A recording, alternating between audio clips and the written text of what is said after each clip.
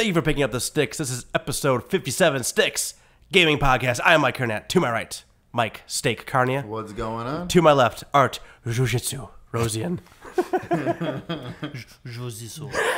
Who said that? I like I it. think it was Junior Dos Santos. I think you're right. Some guy who can absolutely crush your face in, saying a martial art in the sexiest way possible. Yeah, it's like he was going to go home and fuck that word. Like, that's how he was just like, Jujitsu. Like, oh my God, I feel dirty just hearing you talk. He's gonna go home and put a gi on and just grind his dick. That's the first hard thing he can find. Well, that's all we got, guys. So, anyway, yeah, so We got nothing else important to talk about today. So, we're good. E3, guys. E3 2018 is in the middle of it right now as we record.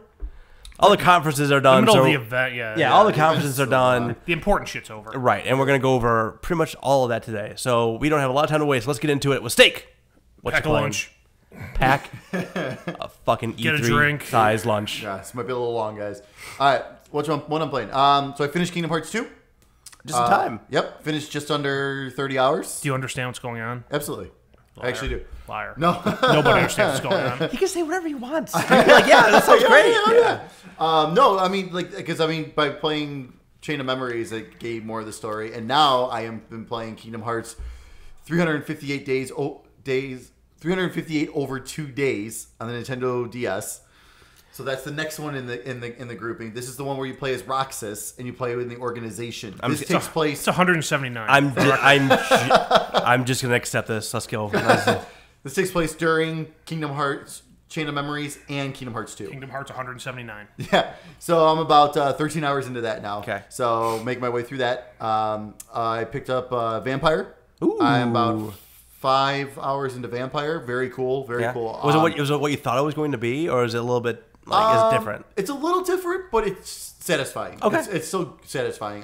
It's by Don't Nod, so they know story. Yeah. They know story very well, and the story's awesome. Mm-hmm. Like I if you go into the game hub, it says 5 hours played, 4% complete. Dang. That's because I'm talking to everyone and doing all their stuff. I'll get more into when we have more time next time. I will get way more into it. But I'm really enjoying it. The combat's difficult and kind of weird and clunky. But the story's kind of making up for that. Nice. Last but not least, Rainbow Six Siege. Yeah. Yeah. So playing with Art. Tell us about the greatest game ever. Yeah. This game is awesome. This game is a lot of fun. This is a lot of fun. Just don't get food poisoning. You'll love it. What? Remember that story from last time? No. Never mind. But yeah, I mean, You got food poisoning associated that with a game, so you just don't play. Yeah. Never played it again. I did tell the story last time, didn't I? I think you might have mentioned that before. I'm not sure. I can't remember. The last time I played it, I Kinda got sounds like familiar. massive food poisoning and never played it again. Like I put the controller down and I had to run to the bathroom. But yeah, that game is a lot of fun. I started off really, really bad, but then I was getting some kills here and there and stuff, and some assists. So yeah, it's fun. Like I would never play it with random people. I only play it with you guys. I could never play that with random people ever. Because I really still don't know what I'm doing. So I've been sticking into a couple of the operatives. Castle for defense. That's who I've really been sticking with, and then Ash for offense. I think Ash is the girl. Yep. Yeah, I've been enjoying that. With the launch breach charges. Yeah. Yeah. Yep. So yeah, really cool. Nice. Art, what you playing? Rainbow Six Siege. Best game ever. Do you like it more than Hitman? You're comparing like apples to vodka. I like. What do you like better? What if you put the apples in the vodka? Then you have vomit Wait. later that night. Let me tell you. How do we get Agent 47 into Siege? That makes some. Well, whatever. Outside of that, I bought Mutant Football League. Oh yeah, I did see you on Crap, pass on it. Ooh. It's enjoy it, huh? it's NFL Blitz. Okay.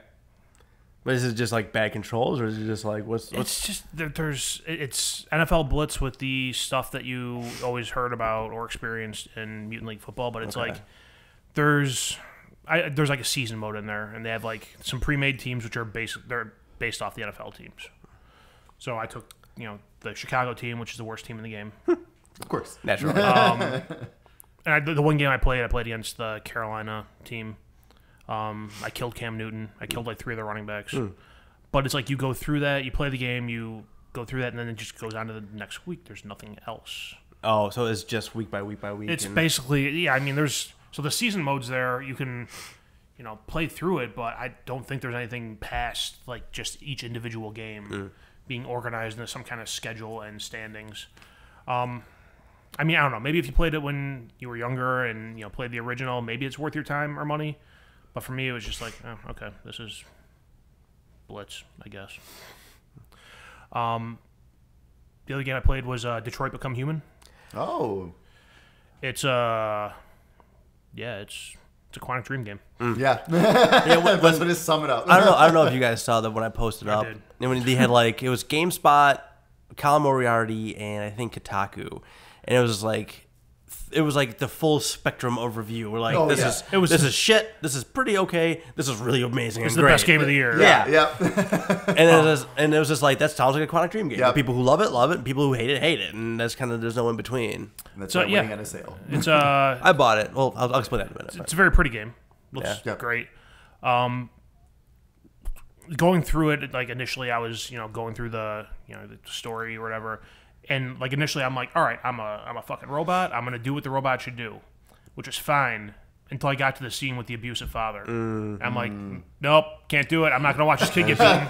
Was it Rule 3? I think that is. So, like, do not do not attack humans. So like the first, you start off the game in the first scene they ever showed with the negotiator on the roof, and it's like there's a gun on the floor, and you can pick up the gun, but it pops up a message or someone says something like androids are never allowed to use carry firearms or carry weapons. So I saw that, and I'm like, okay, well, I'm not gonna pick the gun up. I'm just gonna go do the thing. But I like it so far. It's just every time I've been online, I've been playing Siege with other people, so I haven't had a lot of time when nobody else is on. I like it. I'm gonna keep playing it. It's I haven't hit the. You can tell like all the story. There's 3 different stories, and they're all gearing towards like the same thing. At some point, I haven't hit that connection point, but I think it's really cool that they show the the flow chart or whatever, so you can see just how much the game could vary. And sometimes you get to the end of a chapter, and you are going to end up at that end point no matter what. Sometimes there's multiple ends at the end of the chapter. So that's kind of cool that unlike a Telltale game, there is the choices will affect the story you see. Also, I think just as far as presentation and the way the game runs, Telltale should take some goddamn notes. Because this game is much more visually impressive. It runs smoother than any Telltale game I've played. But, it's very similar in that it's an interactive story. Yeah. So, that's all I've been playing. I've been playing a lot, but I'm going to hold off until next time we get together on a lot of it. Just because I want to put some time into a couple of them. But 2 things I want to talk about. I bought Detroit, I bought Minute, and a game called Invisible Hours. Because I don't know, they had like the life. I think it's like live at PlayStation or live.PlayStation. Yeah. They always had like so I did it. That's when I bought I bought Mutant Football League, the Frozen Wilds, and something else that I forget. So you go to that website and they give you like you watch a video and they give you like a 20% off coupon code for the entire PSN store. So it's like, well, that's again. Fuck you to Best Buy. I can get 20% off without taxes on this right now. Yeah. So I did that. So I got it downloaded. But so I only wanted really to highlight a couple of them. I said I played all the way through Minute. It's a giant bug flying into the lights. So it's ringing a bell like a surprise flash. He'll kill himself eventually, I think. Come on. I was turning that camera on. It'd be way more interesting than anything we had to say. So yeah, Minute. So I liked it. I didn't love it. I thought it was good. It was fine. I went all the way through it like the hour and 40 minutes or whatever it is to beat it. There was I think when I finished the game, I had like a 64%. And there's no like going back. There's no like going back. You start from the beginning again, and they have like New Game Plus and things like that. But then again, you still got to start. You're starting from scratch, and I just wasn't down for that. So like overall, I mean that kind of was disappointing in terms of just like the end game. I would have liked to gone back and explore the world a little bit more. Like give me like the last time mode. Not even that. Not even that. Just like give me the world again, like a chance before I finish the level, because you gotta spawn yourself in one of your houses and you gotta go do the final thing. So it just spawned me there. It spawned me at the last save, and I can go explore some more before I finish it up. So that was kind of disappointing. But overall, I mean, the game was fine. It was pretty simple. I did a lot of just blindly wandering around to try to find some stuff, and that's fine, I guess. But overall, it was just kind of I finished like okay, I didn't have any real strong thoughts about it. Oh, by the way, sorry for my voice. I've been sick as shit for like 2 days, but I was definitely going to be here for this one. Playing through the pain. I am. Like a sexy party voice mic for this one. I'm trying to think of the other thing I played that was worth noting. Batman. I don't know if I want to put more time into that or not, though. Because I got I got to talk a lot about it already. That's the other game I bought, by the way. Okay. It has nothing to do with me. I was like, Eureka, Batman. But I could have swore I saw you popping trophies on that. Yeah, I finished that, too. I don't think I've ever played a Telltale game where I had less... I can only tell you, like, you and, like, 80% of people chose this thing. Right, yeah. I was like in like the teens for a lot of them, wow. and like I had one that was 0, and I thought like that can't be right, and I kept hitting refresh, and it stayed that way. So I guess it was right. The end of episode 4, and all of 5 is absolutely great. No ifs, ands, or buts about it. It's a great story. It's a great Batman story. If you look at the ways it can pan out depending on how you interact with John Doe, aka the Joker, as you go along. Spoilers. It is vastly. Well, look at him. It is. You played the first one, right? You met the guy. Yeah. It is vastly different, like crazy different, like breaking Batman lore different, which is kind of the what this series has done. That's what makes this series interesting. Yeah. Right. If it was just another Batman story, it would be boring as shit. Sure. But not only that, just like the interactions you have in that last episode is just like, I was just like, oh my God, like holy crap. Like it's like constantly putting something in front of your face. It's just like, I can't believe this is happening. All right, what the hell do I need to do? And it goes throughout the entire episode to the very last decision you have before it ends. And they are already setting up for a third one, I hope. But I thoroughly enjoyed that. 0 crashes throughout the entire game. Not a single one. I played it beginning to end. I'll be the judge of that shit. Didn't restart at all. Nah. I swear. I played it all the way through, no problem. So that was super impressive in terms of a Telltale game, I guess. It was a low bar. Also, I'm talking about how Detroit is beautiful and runs smooth, and Telltale didn't crash. Yeah, kind of. That's how I feel about it. But overall,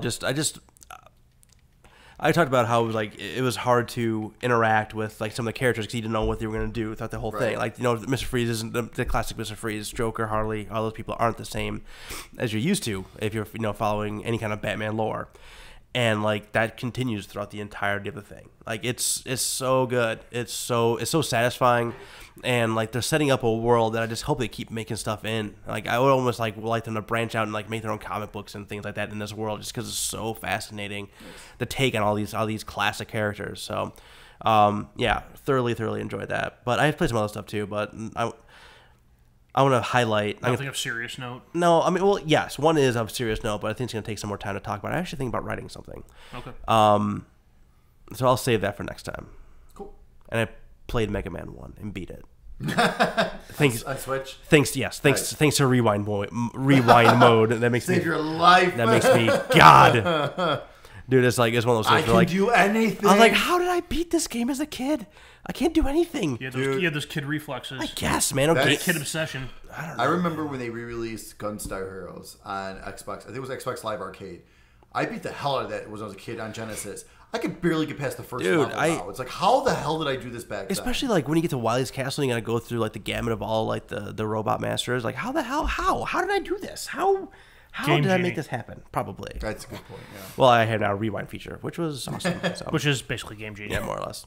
I'll save the next thing for next time. So, Steak, what's coming out next couple of weeks? All right, June 13th, Nostalgic Train for the PC. It's a walking sim. Ooh. So that actually could be interesting. That's right up my alley. June 14th, RBI Baseball 18 for the Nintendo Switch. June 15th, Lego The Incredibles for PC, Nintendo Switch, PS4, and Xbox One. No, go ahead. I'm just thinking something else I heard earlier. I'm trying to remember right now. June 19th, The Lost Child for Nintendo Switch, PS4, and PlayStation Vita. Vita means life. Vita is about as live as Vita is about as live as I am right now. Hey. Oh, that's the other game I forgot to talk about. We'll talk about that next time. Bloodstain, Curse of the Moon. Oh yeah. I'll make sure to talk about that next time. June 21st, Vegas Party for Nintendo Switch. God, there's like Vegas Stakes. Just once. Come on, people. Can we make a Vegas Stakes like modern day game, please? Thank you. June 20. Can they actually get Booker T for this one? June 22nd, Mario Tennis Aces. Yes. Oh, I played that too. I played the demo. Oh, nice. I downloaded that. I didn't get a chance to play it before yet. it ran out. I played the demo. The single player was fine. I played online just because like you don't have much else to do. Right. I never got past the first round of the tournaments. Okay. But man, I'm clearly doing something wrong because they're getting all kinds of star power. I'm just like returning their serve like constantly. Okay. So I'm doing something wrong. But it plays fine. I mean, the stuff that they added to it, like all like the star shots and the special moves and things like that are pretty cool. I did lose a game by having my racket broken on me though, which I did not appreciate because we got into like super quadruple death overtime. I don't know how tennis term that is. But yeah, we were like we went it was tiebreaker, and I don't know when that ends. And I knew he was 7 usually. I was in the teens. Well, you have to win by 2 though. Right. So like it was one of those things where he was doing his super move, I was down by 1, and we were like it was like 13-12. Okay. So if he wins that one, I thought he was going to win the whole thing. So I got in front of it and blocked his like super shot, and my racket broke, and I got KO'd. So I probably would have lost either way on that one. But yeah, in terms of like being worried about like the racket breaking on you like way too early, like that was like a 45-minute game. Oh, so like we played, we played into that one for a while before that would happen. Oh, I'd be so mad. Yeah, so it's not that big of a deal. All right, that's. But it was fun. I mean, oh yeah, for sure. I'm looking. I keep going back and forth about picking it up because the last ones have been terrible. So, but this one looks good, and the story mode only worries me because I thought it was gonna be like, the Game Boy Color, Game Boy Advance story where you start as a nobody, and then you go and play matches. You earn skill points to level up your character and everything like that, and you progress like that way. I thought it was gonna be kind of similar to that, but it doesn't look quite like that. I heard somewhere in all this coverage that like you were playing as Mario and only Mario, and you're going through as Mario. Yeah, so I don't. It sounds great if there's a story mode, but it doesn't sound like what I was hoping for. Yeah, I got you. On June 26th, Deblobbed Remastered for the Nintendo Switch. Also, June 26th, Hunting Simulator for Nintendo Switch. Also on June 26th, Luminous Remastered for PC, Nintendo Switch, PS4, and Xbox One. I'm going to skip those two because those were announced during the shows.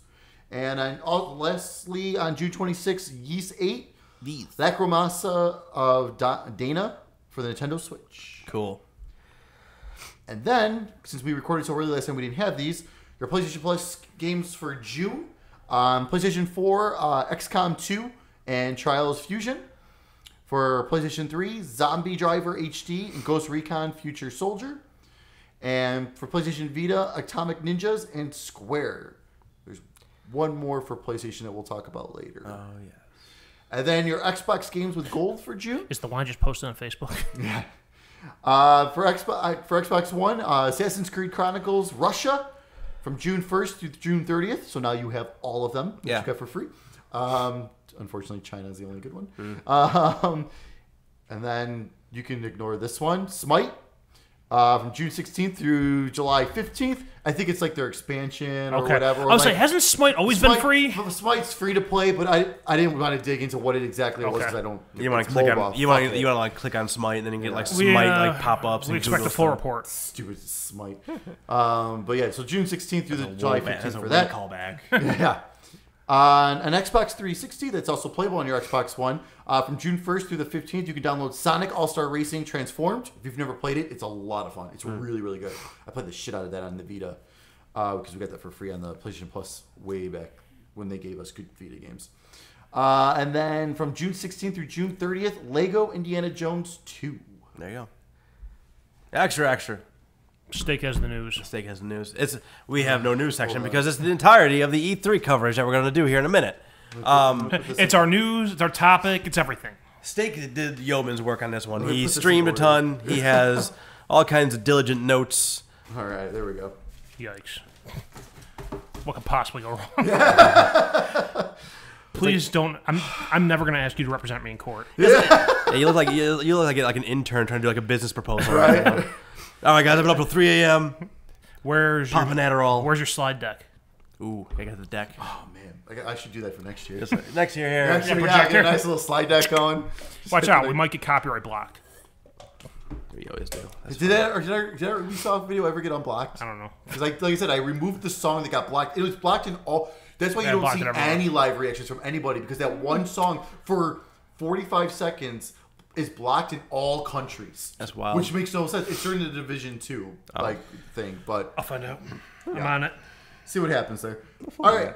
What phone do you got? Note 8. Ooh. Sorry, go ahead. It's a nice one. It's one of the perks for working in IT. You just see a new phone, you take it. Yep. So, things kicked off on Saturday with EA's press conference. For those of you that joined me for this live reactions, first of all, I apologize for the audio issues at the beginning. And second of all, I apologize. I had a horrible migraine. Kicked in about an hour ahead That of was time. just your live reacts. Well, that too. Yeah, we'll get to that. But I really did have a really horrible migraine. That's why I did not stick around for the Anthem stuff at the end. So, EA kicked off with Battlefield 5. So they showed off a little bit more. You can now move stationary weapons, which is kind of cool. They showed more destruction to like buildings, and you could dive through windows and doors and stuff, which is kind of neat. You can customize all your whole look, your gun, your look, and it also shows in game what you pick, which is really cool. No loot boxes and no premium pass. Everything's free. We'll see what that means, because that's what they said for Battlefront. And look what. Well, they didn't say no loot boxes. No, they said no season pass. Said no season pass. All the DLC will be free. So they'll have you buy cosmetics. They may not be loot boxes, but you may just buy what hopefully that's all it is now. But hopefully they learned their lesson. But we'll see. Good. And then of course they announced. What did you learn, EA? Yeah. Look what you did. And then of course they added a battle royale mode. No surprise with, of course, just like Call of Duty, nothing to show or share about that because they have no fucking clue how it's gonna work still. That's going to be... They're really going to figure that out these next couple months. Yeah, I think... Again, correct me if I'm wrong. This whole weekend's been like a fever dream. So, I feel like they were talking about getting it ready, post-launch. So I don't think... It may not even be there at day one. Oh, if they did mention that, I missed it. Okay, I may also be making that up. So don't write that down. I mean, I kind of got... Whatever, it's fine. All right, so then after that, they go into FIFA 19... Saw off a little trailer. The UEFA has been added to FIFA. The what? UEFA. Urethra. Yep. So that includes the Champions League now in FIFA for the first time, which is huge. I think that's what happened. I think that's was kind of hinted towards when PES did not renew that contract. That was kind of hinted. Then you can also download right now a free trial on Xbox One, PS4, and PC through the Origin app or whatever, and that's I think only through Sunday. So if you're watching this past Sunday of E3 week, you're screwed. What's up? Free trial for FIFA. FIFA demo. Oh, I was the Ubisoft video looks like it's up. Hey. Oh, good, awesome. Yeah, like I said. So if you go watch that Ubisoft video, you'll be quiet for those few seconds. Yeah, 45 seconds, which is not a big deal. It's just during the trailer. And then can you put a middle finger in there in the name of the company that I claimed it? That'd be great. And then EA came out and said that they're working on a streaming service that's going to be that from what they really didn't share a lot of details, but from what we can tell, it looks like it's going to be playable on PC, TVs, and mobile, which is kind of neat.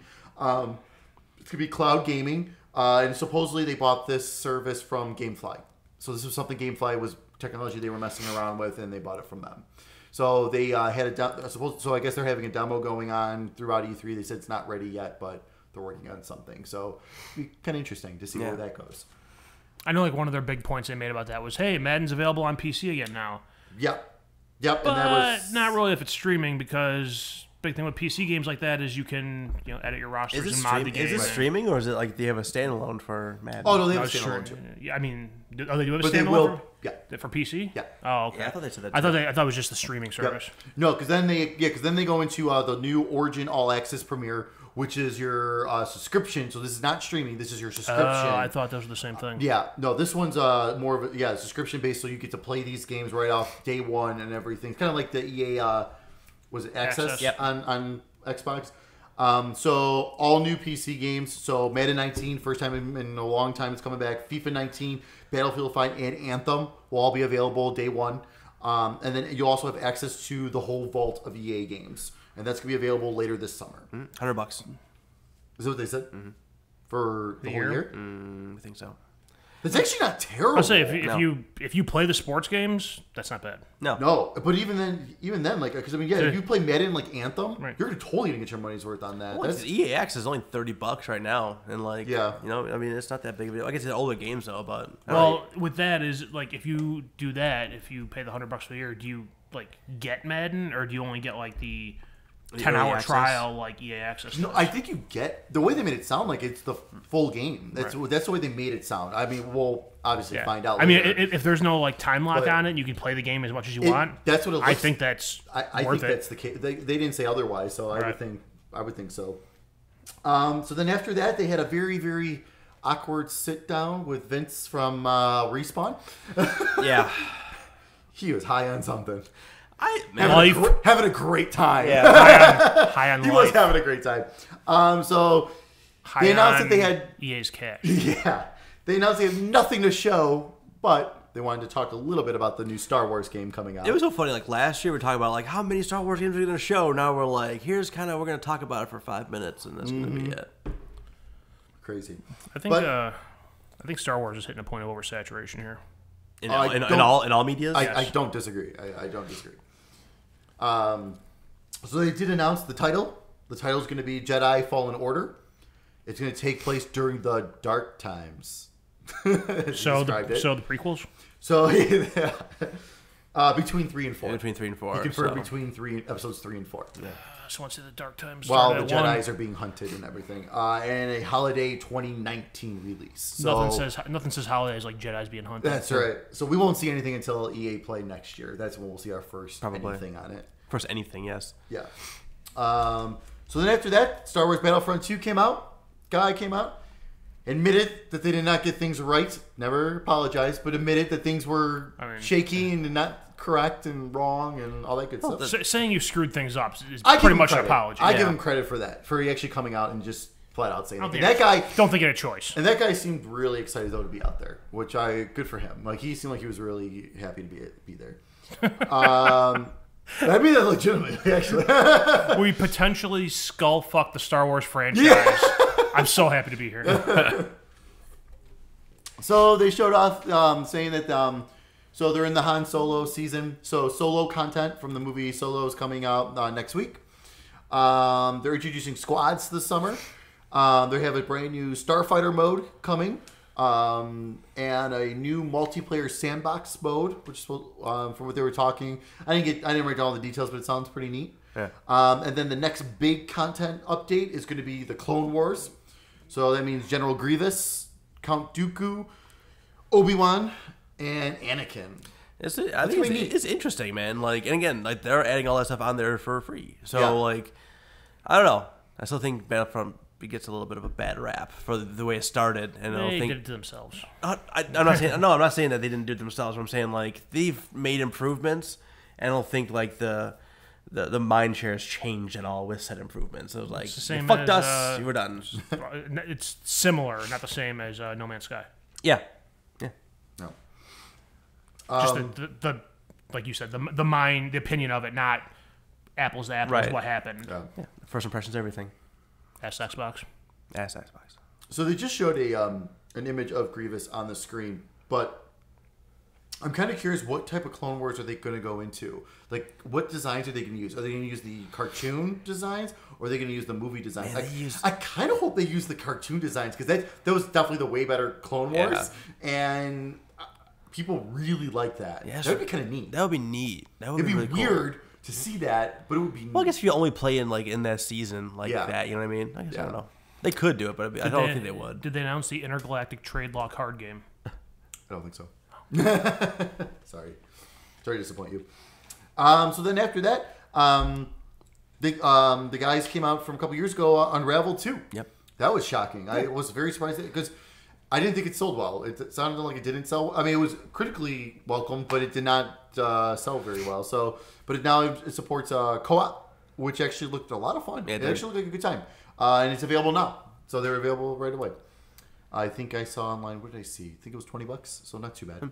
I think it's actually on sale right now, too, if you're a PlayStation Plus member. But then after that, they came out with another brand new EA original, kind of like they did the year before with A Way Out. Sea of Solitude. That looked really cool. Very interesting. It's kind of like basically like a game of someone dealing with their inner demons, depression, and all that, but in a different, obviously an expressional. Right, and like the inner demon has life, they can no longer keep it in, so now it's like affecting the world around them in some way, shape, or form. So that might be the thing I was most interested in during that press conference, to be honest with you. Looked very cool. Early 2019. Yep. She was very, very nervous on stage. Yeah, she was. But good for the crowd for cheering for her. Yeah, it's to help her out, get her going. Yeah, which was awesome. It's one of those things like this happens every year, right? Where someone, Well, unless your name is what's his name from last year?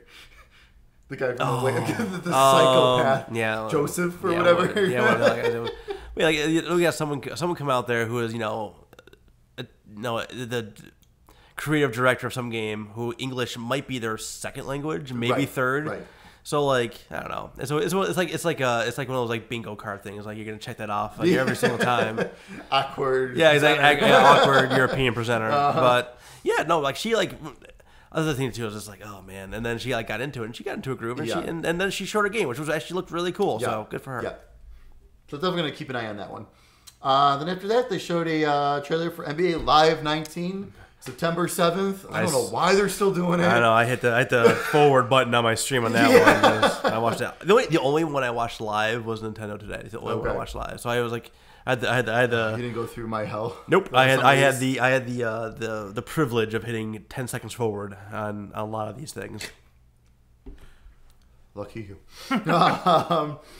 So that was that. And then after that, they go into this stupid Madden 19 exchange with Juju from the Steelers and Keith, the E-League player who's like top player who won was a douche last year. Who's totally. No. And then they just showed like a little quick like CG trailer. Yeah. Like remember when they showed off Madden 06 for the Xbox 360 the first time? Huh? Oh, shut up. Put it might be important. Might be important. Unless it's my wife. Unless it's your wife saying I just went into labor. That's what. Yeah, exactly. You never know. No, we're in the last. Now, if mine said that, that would be something. Yeah. We're not talking about video games anymore. Mikey has something to tell us. But yeah, so and then they showed so it reminded me of that Madden 06 trailer when they showed off with Donovan McNabb, where like it was like super over the top. It's like the game does not look anything like this. Stop. Just stop. You're not gonna. I don't know. Me and Madden's so dumb at these things because like the same people are gonna buy it every single year. Like sure, but the thing is, it's like don't even have this dumb exchange. If anything, just show what are you changing? Yeah. Even if it's just as simple as adding TO, then done. Like get off the stage then. And then after this... Ooh. I hit that button so many times. There was a mobile showing of two guys playing on their fucking phones. And it lasted like good 10 minutes. Yeah, it did. And then, after it was all said and done, it's Command and Conquer Rivals. That's when I tuned in. Oh my God. And the expression on your face said it all. Yeah. Besides the migraine in full force at that point, that was... awful. Absolutely awful. And what a disgrace to Command and Conquer. Yeah. What an amazing franchise you've just shut down. Like, horrible. It's really bad. That was so bad. Mobile garbage. Points. I wrote in my old notes there. And then after that, they finish off the show with Anthem. I'm sorry for this impressive audio that's about to occur. Yeah, man, do what you got to do. We all been there. Yeah. Oh, yeah. That was a good one. Is it in my mustache? I don't think so. That's always the worst when it's a little bit later. It's either snot or semen. Either way, it's semen. Fine. So they close out the show with Anthem. Either way, it's mine. They did things a little weird for this one. They brought out some chairs and had some dev talk going on while they were... This is like my new least favorite conference I don't thing. like this. I don't like this at all. Okay. What? There was some press event recently. It was the Battlefield one where they talked about for a half hour and then showed what everyone wanted to see. Showed the trailer for the 2-minute trailer. At least this time they showed the trailer or the video first. Yeah. And then they talked to the devs and showed like the They showed little, some stuff the while little they were intricacies, talking. like the Yep. different loadouts or mechs, whatever the hell they're Yeah. calling them. I much prefer it that way. Because, you know, if you're interested, sure, stick around and here's some visual aids and shit. And Yeah, that was better. Yeah. But like, there's But- gotta be some kind of meat. Like, we're gonna talk about it in a minute. But like, the Rage 2 video did like a deep dive into what we're gonna do and what's new and what's exciting about the game. And we're gonna Right. show you gameplay. We're gonna show you a mission structure. Right. We're gonna show you the minute by minute like cycle of your game, and still show it like at the same time, as Right, opposed to right. like, let's just talk about this figurative thing in the computer space, as opposed to like, if it exists, show it. Yep. No, I know. I agree. So I wrote here dev talk dash boring. Yep. And then, but like I said, they showed some stuff off, and the game itself, okay. Yeah. Honestly, like I was kind of, well, I was a bit excited for it last year because it was something looked like something different and new. It's really nothing different or new. So now- Like now that I've seen more, I mean, I give them credit because they did say they are leaning a lot about story. Yeah. And you know, like And having the ability to play single player. exactly. So we'll see. I'm gonna wait to hear. It is coming out on February 22nd, 2019, which we'll get into that date a little bit more later. It's hot. Yeah. Yeah, It's Anthem hot was in the like, streets. We'll get to that date. Anthem just isn't my game. Like, it's one of those things where I just know it's not. You know, like I just know it's not. It reminds me of Destiny, and I've played that game. There you go. Yep. I mean, it seems like they're doing little things different. Like you can interchange between mech suits, and it gives you makes you like a different class. But Yeah, right. I've played the multiplayer online action game already. I'm good. Yep. So that was EA. That was EDA. Yeah, I Bad. was it like that. The indie game was the only one I was like really hyped up about. Yeah. And like everything else was. That was like, the best okay, whatever. showing. Yeah. I mean, it's every year theirs is not good. But But think about it. Like, how do you not have some? Like, it was rumored and like hinted so much. How did like Skate 4 not show up? Like, Maybe it's not in maybe they're not development. doing it. But the way everyone's talking and everything, like how, not even like a quick little Something? 2-second thing. Yeah. You know what I mean? Even saying like in development or currently in development or something like that. Like, maybe it's not. it might not. Maybe be. it's not. They spend a lot of time on. Like, I'd be really surprised if it's not. they spend a lot of time on services and things like that, which is like okay, fine, but like half that stuff is PC centric and you know whatever. Well, here's the other thing. EA, theirs always feels like it's an investor presentation. Yeah. That's why you get those stars on stage. That's very why- true. Very true. Whereas pretty much all the rest of them, maybe not Square, but all the rest of them are geared towards consumers. Yeah. Yep. No, that makes And sense. we're the consumers, we're not the investors, so it's not going to go well with us. Especially Right. when everyone else is doing, you know, lights and fancy videos and all this other shit. And they're just like, hey, we got another med. Yeah. We're trying NBA again. Hey, we got more FIFA. We're making Yet they never show NHL ever. Yeah. Which is shocking. No, it's not. You need a Canadian version of E3. Well, they need to fix A boot 3. NHL. Threes was fun when we were all drunk. Yeah, Well, yeah. that was fun when we were drunk. That's So true. So you just gotta get wasted to play NHL now. You just got to have 3 people controlling all the players and have a game mode that has almost no rules. Yeah. Then that's a back of the box quote. Get drunk, have fun. Perfect. E for everyone. E for everyone. So then we move on along to Sunday. Sunday. Sunday. And Xbox kicked things off for us on Sunday. So the very first thing we see is Halo Infinite. Trailer for Halo Infinite. I am 90% sure that is a launch title for the next Xbox. It should be. The way it looked too. So all these conferences, if you guys watch the live stream, I watched in a lower quality because that's just to keep the consistency, let it keep it going and everything. So I went back and rewatched some of these trailers in 4K to this before we are filming this. That trailer in 4K, holy fuck, that has got to be next gen. This is the year. I mean, well, again, we're going to talk about Bethesda here in a minute, but they've already talked about next gen games. Yeah. Like this is the year where those first things happen. This is We're like in the in between. right. This Yeah. is like when we saw Watch Dogs for the first time. It was like, damn, it looks great, and then it ended up being a next gen game. So this is about that time period. I think both Microsoft and Sony, they're both going to come out swinging when they release the next gen console. You're not going to have this. Oh, yeah. Here's release day and here's shit we have on the last generation system. There's going to be new IP, not new IPs, but you know, new I wouldn't even call it exclusive. They'll probably have an old gen, new gen version, but you're gonna get a new big title. Yep. At least one on both of them. Yep. I think Halo would be huge. And I think Microsoft feels they have to do that because they're playing from behind. This is way off topic, but like we can do a whole show about how I think Xbox is gonna kill next generation. Yeah.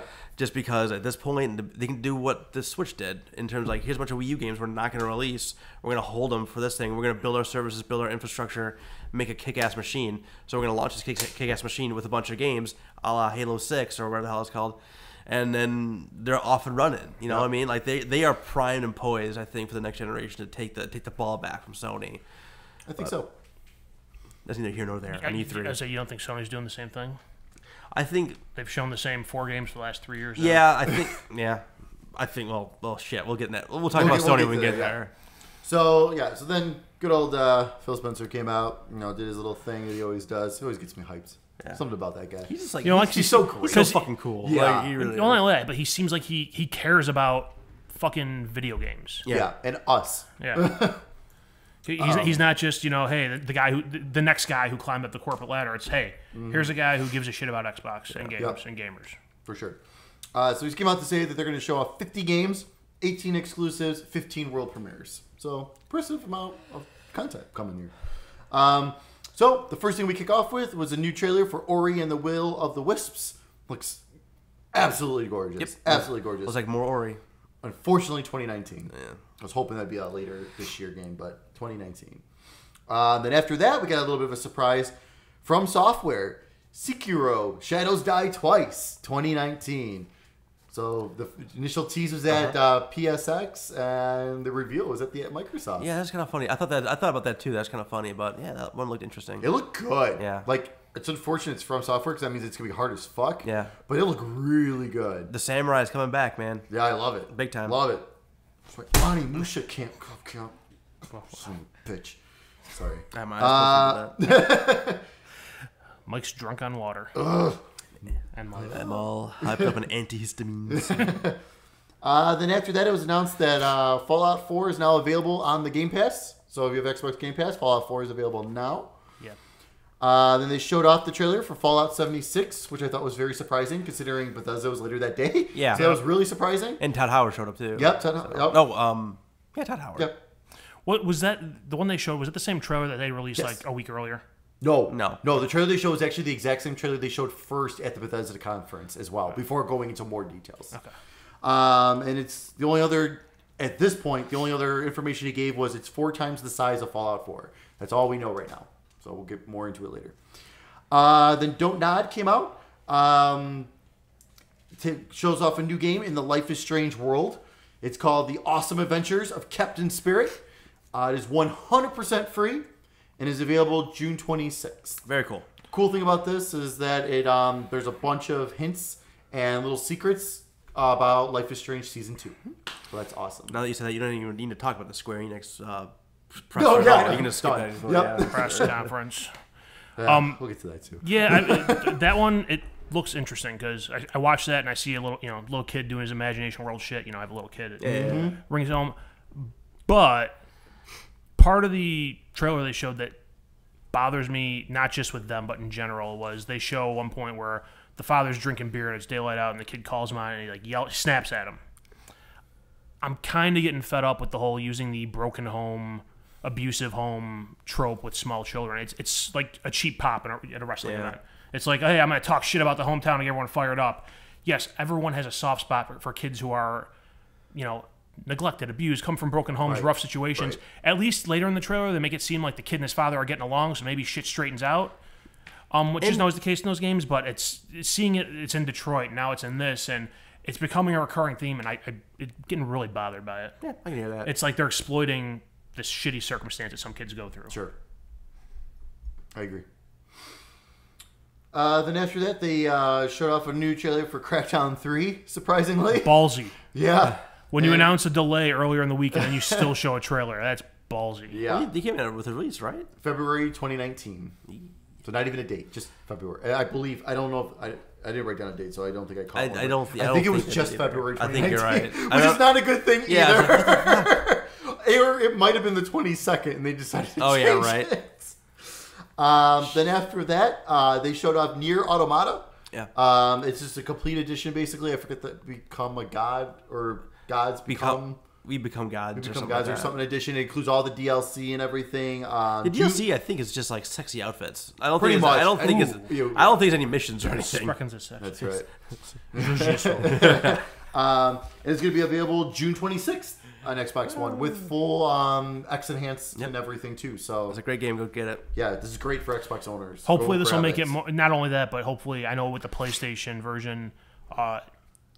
The physical copies seem to be in short order, so hopefully this will make it available for more people. Hopefully they'll do a re-release of the same edition on PlayStation also. Yeah, that'd be awesome. Then after that, we got a brand new trailer from Metro Exodus. Still looking absolutely gorgeous from last year. Looking really, really good. They announced earlier before that was going to be pushed out of 2018. And the new date is February 22nd, 2019. Game number 2. Yep. We're not done yet. Yeah, get used to it. We'll get there. What's going to be really funny was when Kingdom Hearts 3 gets delayed to that time. Oh, Jesus Christ. Just to fuck with everyone, Rockstar should delay Red Dead. You know what? We'll talk about it again. It'd be like splashing the pot in a poker game. Yeah. We'll talk about this later, but I actually kind of hope Kingdom Hearts 3 gets delayed. I think it will. I can almost count on it. And then after that, you're really going out on a limb there, Mike. Yeah. After that, Kingdom Hearts 3 trailer was shown and showed off the Frozen world. First time they announced Frozen. It's going to be in the game. And the date of January 29th, 2019. Which was announced like beforehand. 2 days before. Yeah, at some kind of like orchestral concert thing that they had going on. Yeah. So at like 2 o'clock in the morning, like local time, that's like when it got announced, which is just so weird. So Square-Enix. Square, you failed so bad this whole. And that was the first of three different conferences we saw the Kingdom Hearts. Trailer. First time. That was the first trailer. They're all different, mind you, but that's the first of three different times. They're all very awkward. Yeah. Where it's like the music with no sound effects and it was the voices and like backgrounds, but no sound. Yeah, it was so weird. Yeah. Then after that, they went into Sea of Thieves. It had some weird just story thing. So I'm thinking some stories coming. Didn't they announce 2 expansions? They announced 2 expansions. Yep. Cursed Sails is coming in July, and Forsaken Shores in September. Cool. Yep. Then they showed off some more Battlefield 5. Then they came out and announced and showed off Forza Horizon 4. Takes place in the UK. Coming out October 2nd this year. And will be available day 1 on Xbox Game Pass. So that's exciting. I cannot wait to see that 4K goodness. That's one of those games I'll download just to see it. Oh, absolutely. I don't do racing games really. See, the way I am with those games, I play the hell out of them. GTA racing and GTA 5 is like my speed of racing. That's about as into it as I want to get. See, I play the hell out of them for like the first like couple of days, and I never touch it again. So like that's why for Game Pass, this is gonna be great for me to check this out. I'm hoping they add Forza 7 at some point too, so I can just check that out a little bit. So then after that, Big Phil came back out, has some big announcements. Announced 5 new Microsoft studios. That was big. First party studios. That this was is huge. So we have Undead Labs, very big, which is State of Decay. Yep. Playground Great Games, which is Horizon, which is not a surprise. Wait, hinted at something. No, not Horizon. Forza Horizon. I was saying, what the fuck? and hinted at some new adventure that they're excited to show us, which was that's a studio everyone's talking about, possibly being Fable. So, oh god, I'm so bastards not having that ready. But yeah, not yet.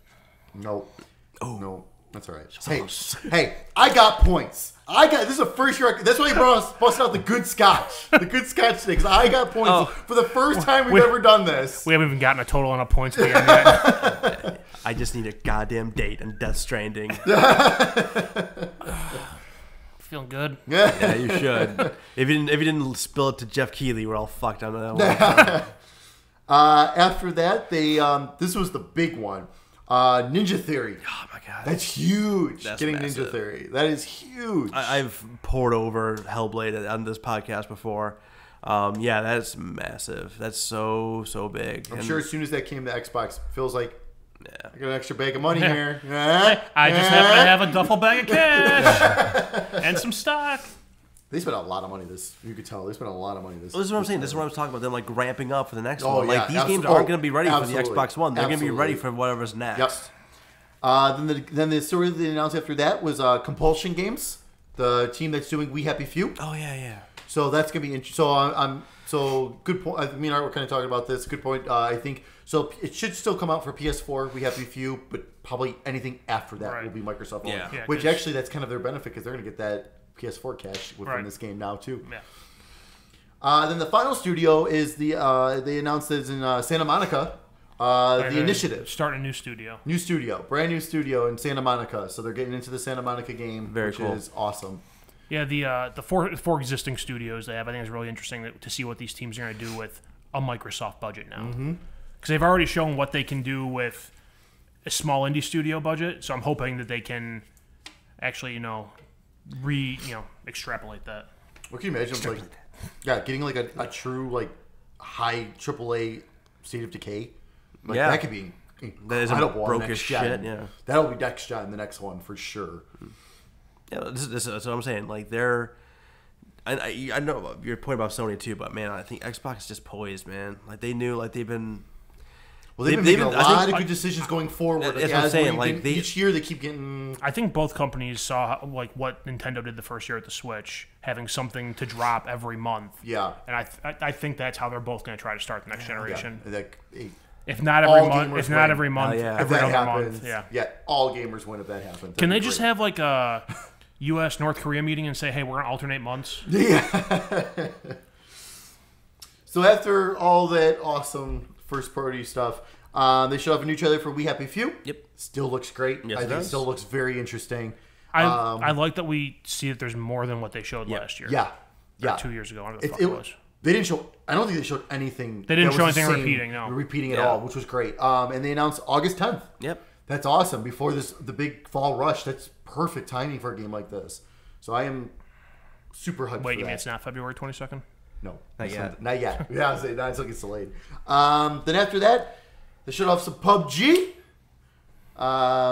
Showed off a new map that's coming in summer 2018. It has snow.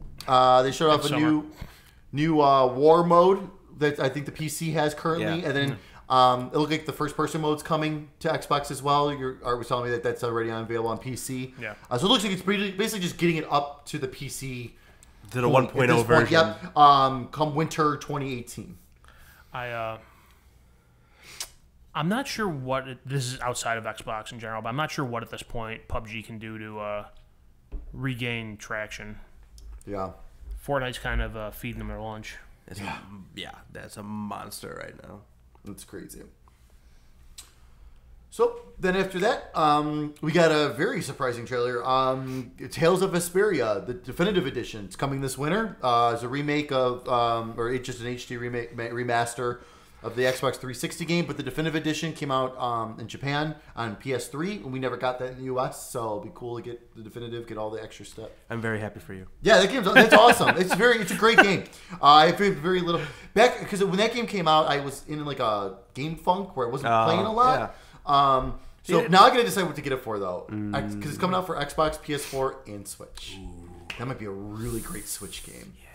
I know it's gonna look way better on Xbox. Or would you like for it to look good? Yeah, but just sitting on my couch playing that would be awesome. Sit on your couch and play Xbox. What are you talking about?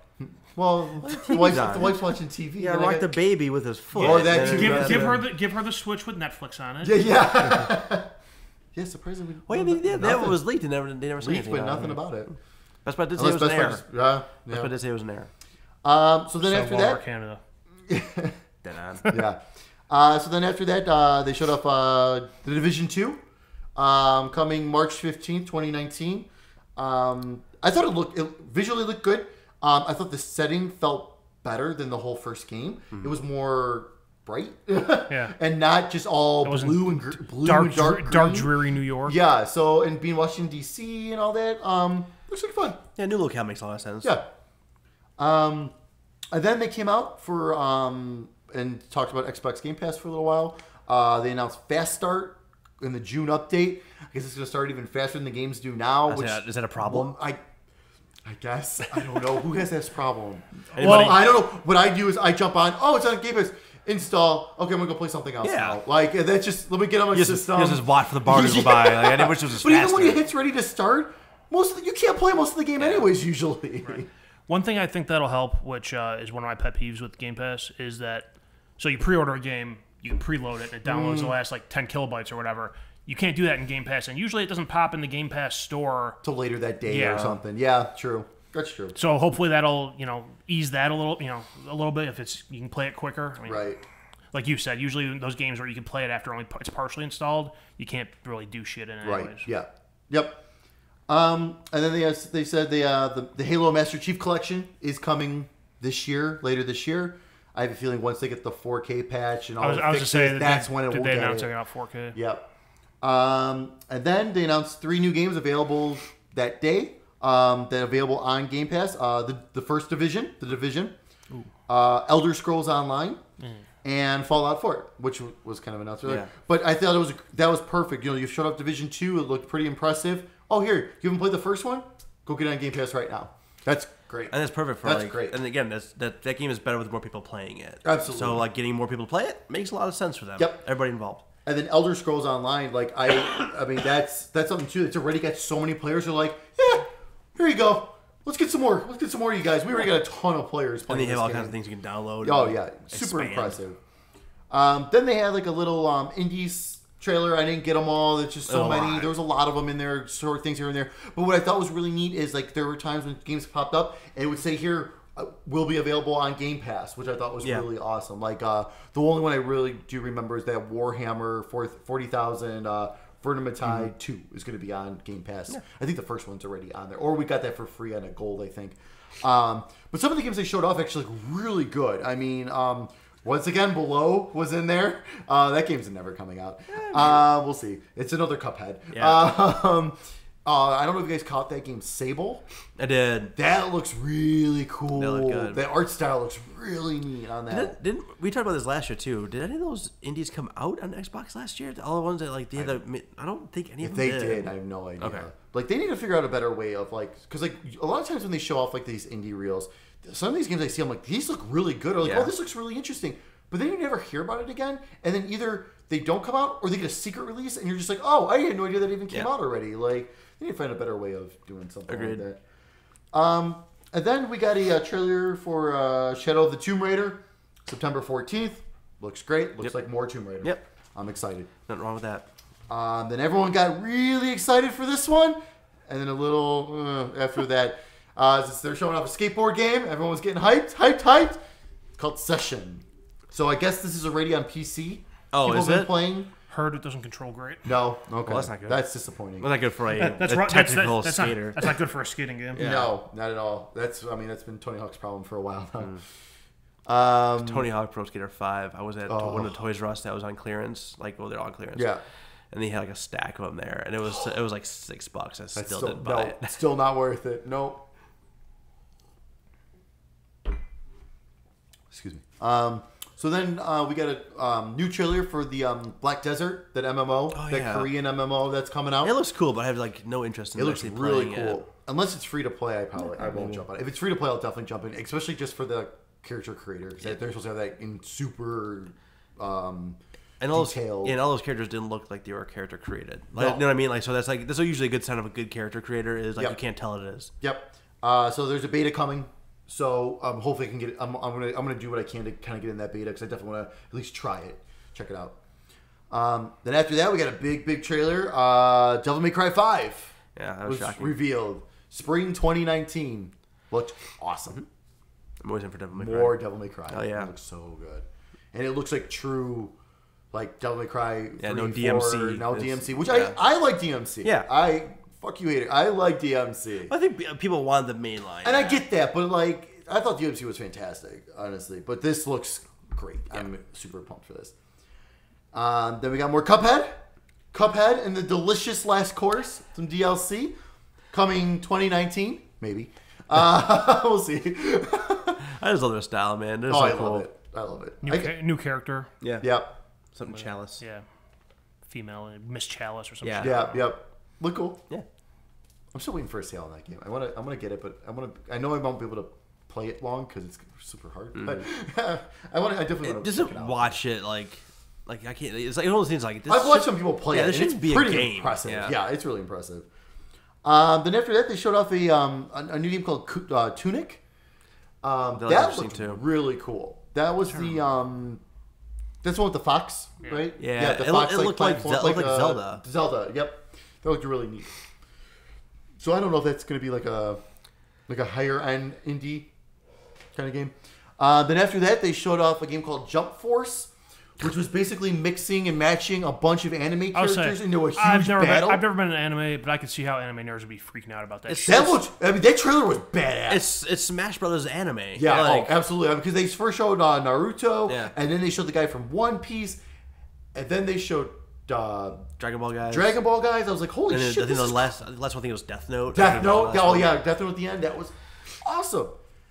I'm gonna keep an eye on that myself, especially the Death Note. It's not my cup of tea, but I can understand why the people who are into that are psyched about absolutely. that. And that looked super interesting. Like it was a good trailer. Yeah. But yeah, that's coming in 2019.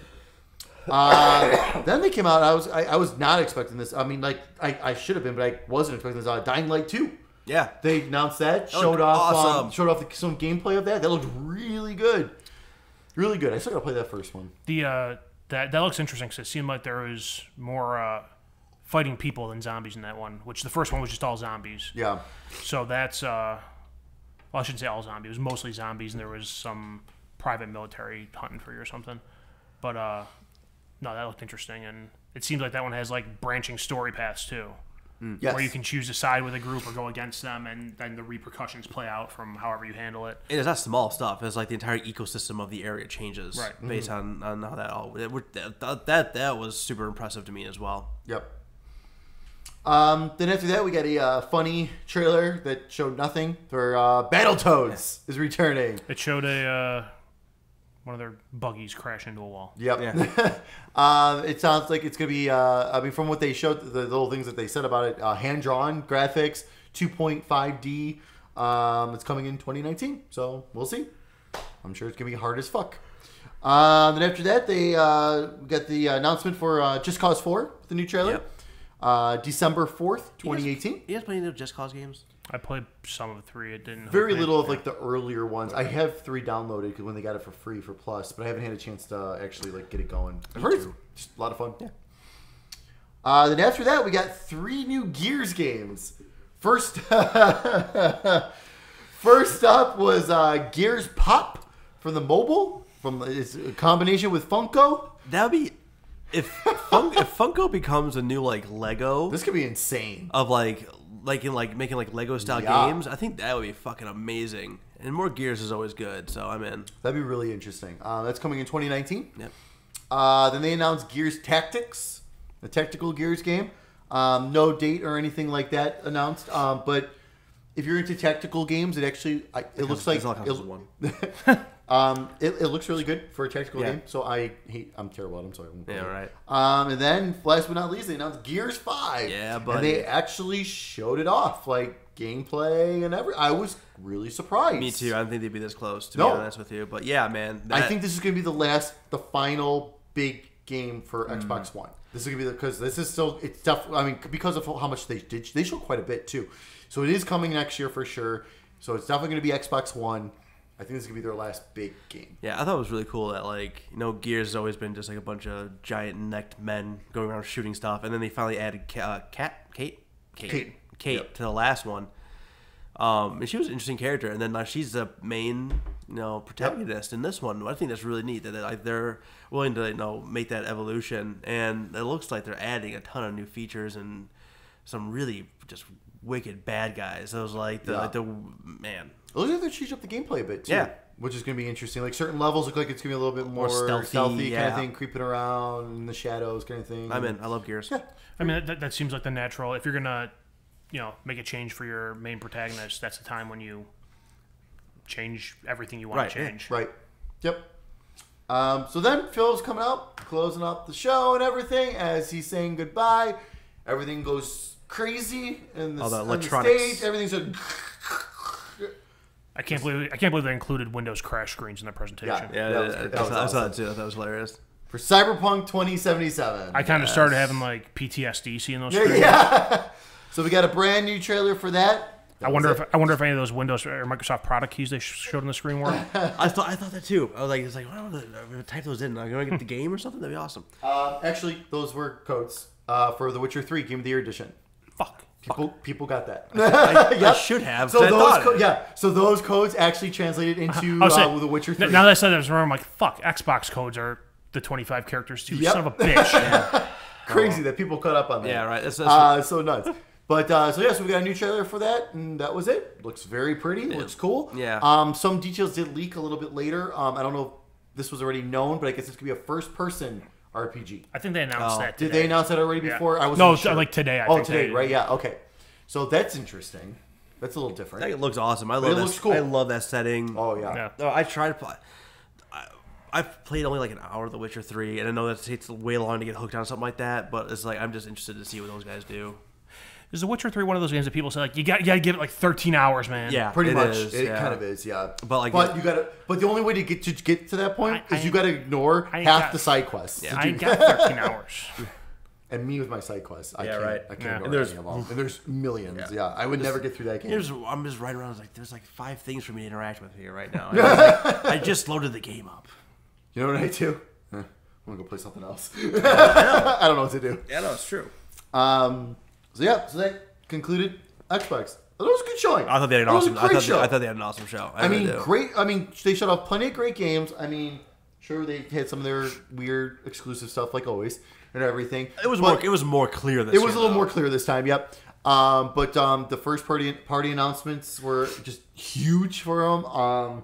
The Game Pass announcements and everything. Yeah. Everything they showed off. I mean, being the ones who revealed Devil May Cry was shocking.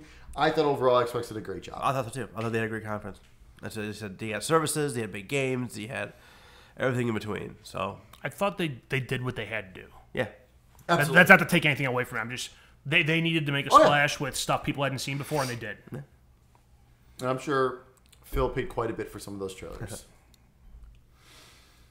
So, a couple hours after that, we got to Bethesda.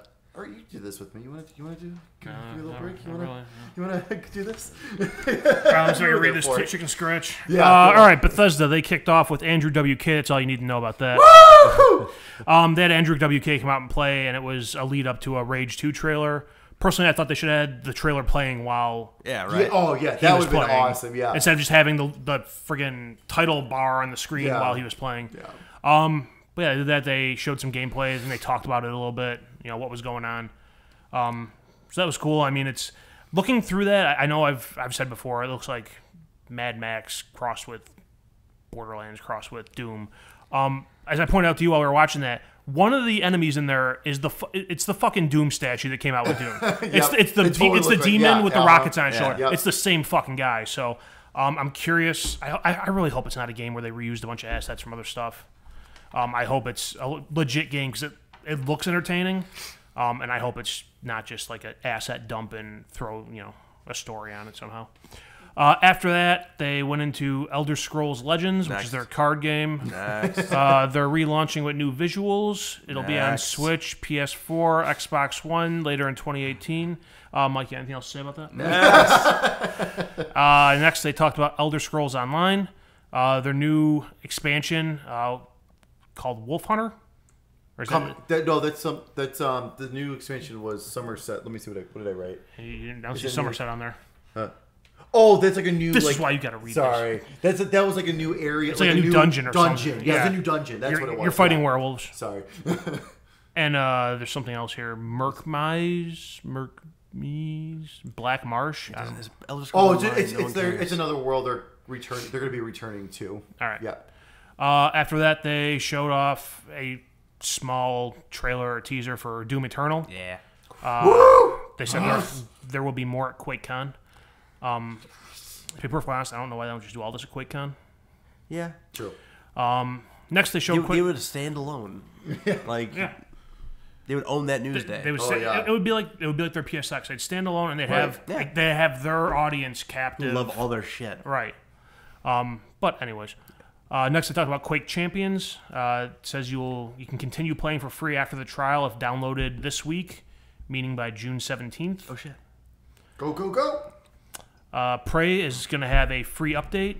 It'll have more story, New Game Plus mode, and a survival mode.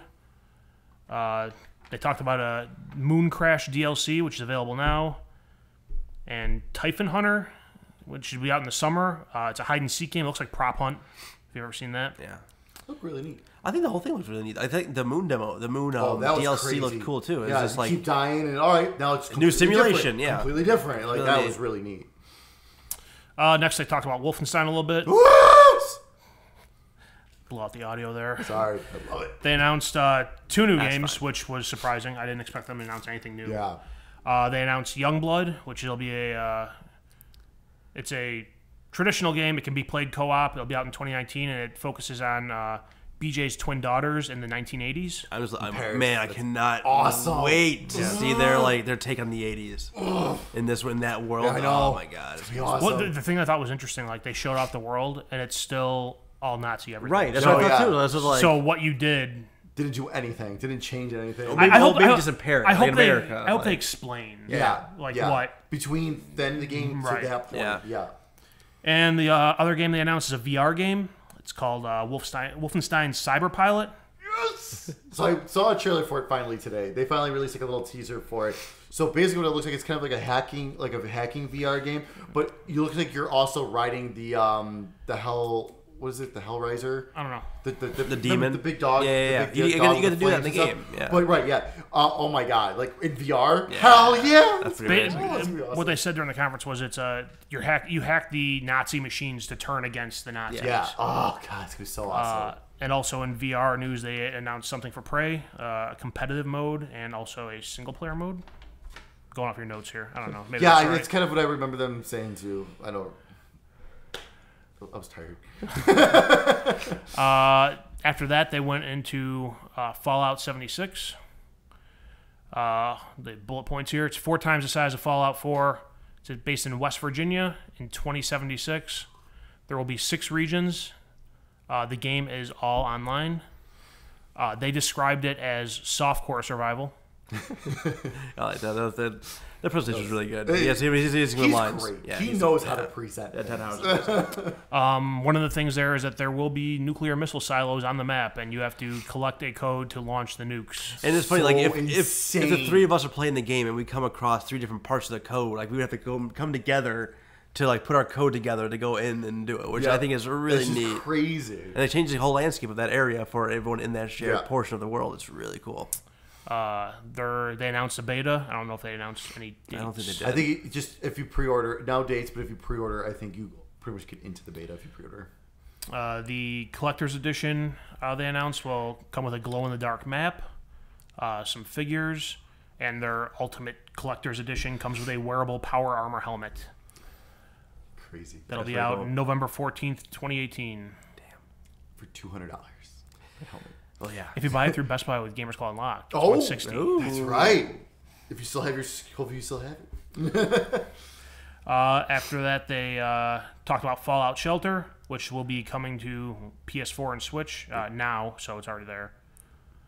Go, go, go. After that, they showed Elder Scrolls Blades, which is a mobile game. They said it'll be out this fall on iOS and Android. They say it has full Elder Scrolls gameplay. Your shorthand here has me confused. I'm sorry. 3 game modes. Oh. There's Abyss, which is a roguelike game. Arena, which is a PvP game. Town, which is a story game.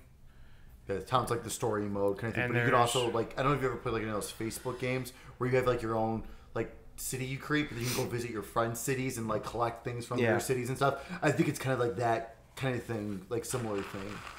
And VR mobile dash high-end, what does that mean? Oh, so they were talking that they want to bring this game. So originally they bring it to mobile, but they want to bring it everywhere. They want to bring this game to Oh, VR. yeah, they want to yeah. bring it to the high-end consoles as well. So they're starting with mobile, but they're working on expanding this game and bringing it to everything. That's their goal. All right, and then after that, they had their one more thing, which was two more things. Basically, they just showed quick screenshot, not even screenshots, but title screens of what they're working on. They showed a title screen for Starfield, which is their new IP they've been working on for a while now. Which is like from Bethesda Game Studios, people who Fallout, Elder Scrolls, Space. so it's going to be that in space. Yep. Presumably. Right. And then they showed a screenshot for Elder Scrolls 6. That's all they showed. Yeah. Both of those are next gen. Oh, they said that. I think they said that. right? Yeah, they're working on these next gen titles. So yeah, for sure. Both of them. We missed the Elder Scrolls Alexa. Oh no, he mentioned it here. Oh, yeah. Alexa joke. Alexa joke. It's not a joke. It's not a joke. They actually have it. You can download it and play it. Oh, that's awesome. That's awesome. Bringing Skyrim to everything. That was hilarious. Yeah, that was so their funny. Their little sketch they had there with that was very self-aware. Oh funny. my god, that was awesome. Yeah, so they threw that in there. Todd Howard said their next goal is to put Skyrim and everything. I also appreciated Pete Hines' jokes about Walmart Canada revealing Rage 2 and how they're known for their low prices and their ability to keep a secret. Yeah. That was awesome. Yeah. But I mean, it was Bethesda. The end part of it was changed for them because they've been pretty good about announcing stuff that's like imminent. Yeah. And to announce two things that are next gen is a little different than they usually do things. But I think for Elder Scrolls they had to just to shut people up. I was just gonna say that. That's what I was telling you. Like, because like when it looked like they were ready to wrap up, I'm like, are people gonna be pissed about this? Like, no Elder Scrolls 6. We're gonna hear about this nonstop. Yeah. and the Starfield name has been out for a while. Yeah. And like actually have it come out and call it that, I think is one of those things. Like, yes, this is happening. Everyone, shut up. But outside of that, I'm thrilled with more Wolfenstein. I want to see what they do. God, I want to see what they do with the 80s. I hope they go into detail about what happened between the end of New Colossus and that game. Fallout 76. I need to know more about how shit works in that game. Yeah.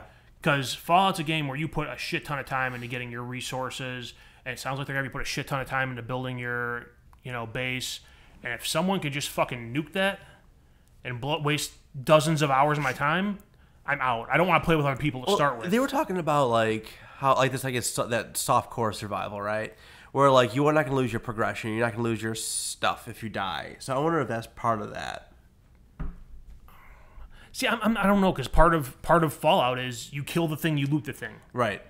So I mean, is it like what I think GTA 5 where if you're carrying $100,000, the most you can lose is $1,000? What I think it'll be is, I mean, obviously when someone kills you, they're still gonna be able to loot stuff from you, but I don't think you're really gonna lose much yourself. Like, because that's that way they made it sound like it's like you're still gonna be able to, like, when you die, you're still gonna keep your progression and everything. So it sounds like, okay, so you won't lose all your stuff, but other people will be able to gain what you had. Yeah. So I mean, the way they handle that is of interest to me. Of whether or not I'll even consider playing that. I don't like the idea of playing Fallout in a PvP environment. No. What if you can't go like more than like 5 steps and you're constantly getting shot? That's why I stopped playing GTA Online. Yeah, I mean, he said it's 4 times the size, but you're only gonna be playing with dozens of people. So I don't think you're gonna be like tripping over players. Yeah. I don't know, man. Like, I don't know. I mean, again, online thing that's not my thing. So like, I don't even know if I would ever play it anyway. No. But I think it's an interesting spin on a franchise. I'm more interested in see like the lore of like this is like the first vault that opens and things like that. Yeah, I mean, I almost wish there was a way that you could either just like watch a video of like you said the lore, the story, or I wish there was a way you can just play it by yourself. There's a way to play it by yourself. Do you play these had online play or these had single player game? But I'm pretty sure there's still other people in the world. Yeah. Oh really? Yeah. I don't know. We'll see. These are questions. It's always online. Yeah, these are the you questions. will always be with other people. Well, always online doesn't mean that you're going to be connected with other human beings. I think it'll always be, like the way they made it sound like it would be always people around kind of thing. We'll find out more in November or September, whenever the hell it's coming out. Well, I'm sure the beta's probably in the next couple months. Probably like August would be my guess for the beta. Right, we're doing Square-Enix next. Right. So Square is next. So if you could make this as quick as they made that'd be great. As quick and pointless as they did. We've already talked about most of this already. So Square Enix did theirs on Monday. So they showed off. Finally, the dreams come true. Yeah, Shadow. If it didn't involve pulling on wires, I would have done it. Shadow of Tomb Raider. They showed some more. So some more gameplay. Again, it's more Tomb Raider. September 14th. Final Fantasy 14. They went into. They showed more for the next major patch, which everyone says that I guess everyone's already known about this for a while now. Next. But then they did announce a crossover with Monster Hunter World, so that's pretty cool. That's pretty cool. They showed off the awesome Adventures of Captain Spirit again. Then they went into a brand new trailer for Dragon Quest XI, which looks amazing, showing off the full voiceovers of all the characters and everything. That's coming out September 4th. Don't miss it. And then they also announced a crossover with Brave Exodus, the Final Fantasy mobile game. It's the second type they're crossing over. Then we got a really neat, interesting trailer for Babylon's Fall. It's coming out for PS4 and PC 2019. It's Platinum Games' next game with Square-Enix. But there was no gameplay or anything, so that was a little disappointing. It sounds interesting, but God knows what it's going to be. Then we saw the same exact trailer for Nier Automata coming for Xbox One, June 26th.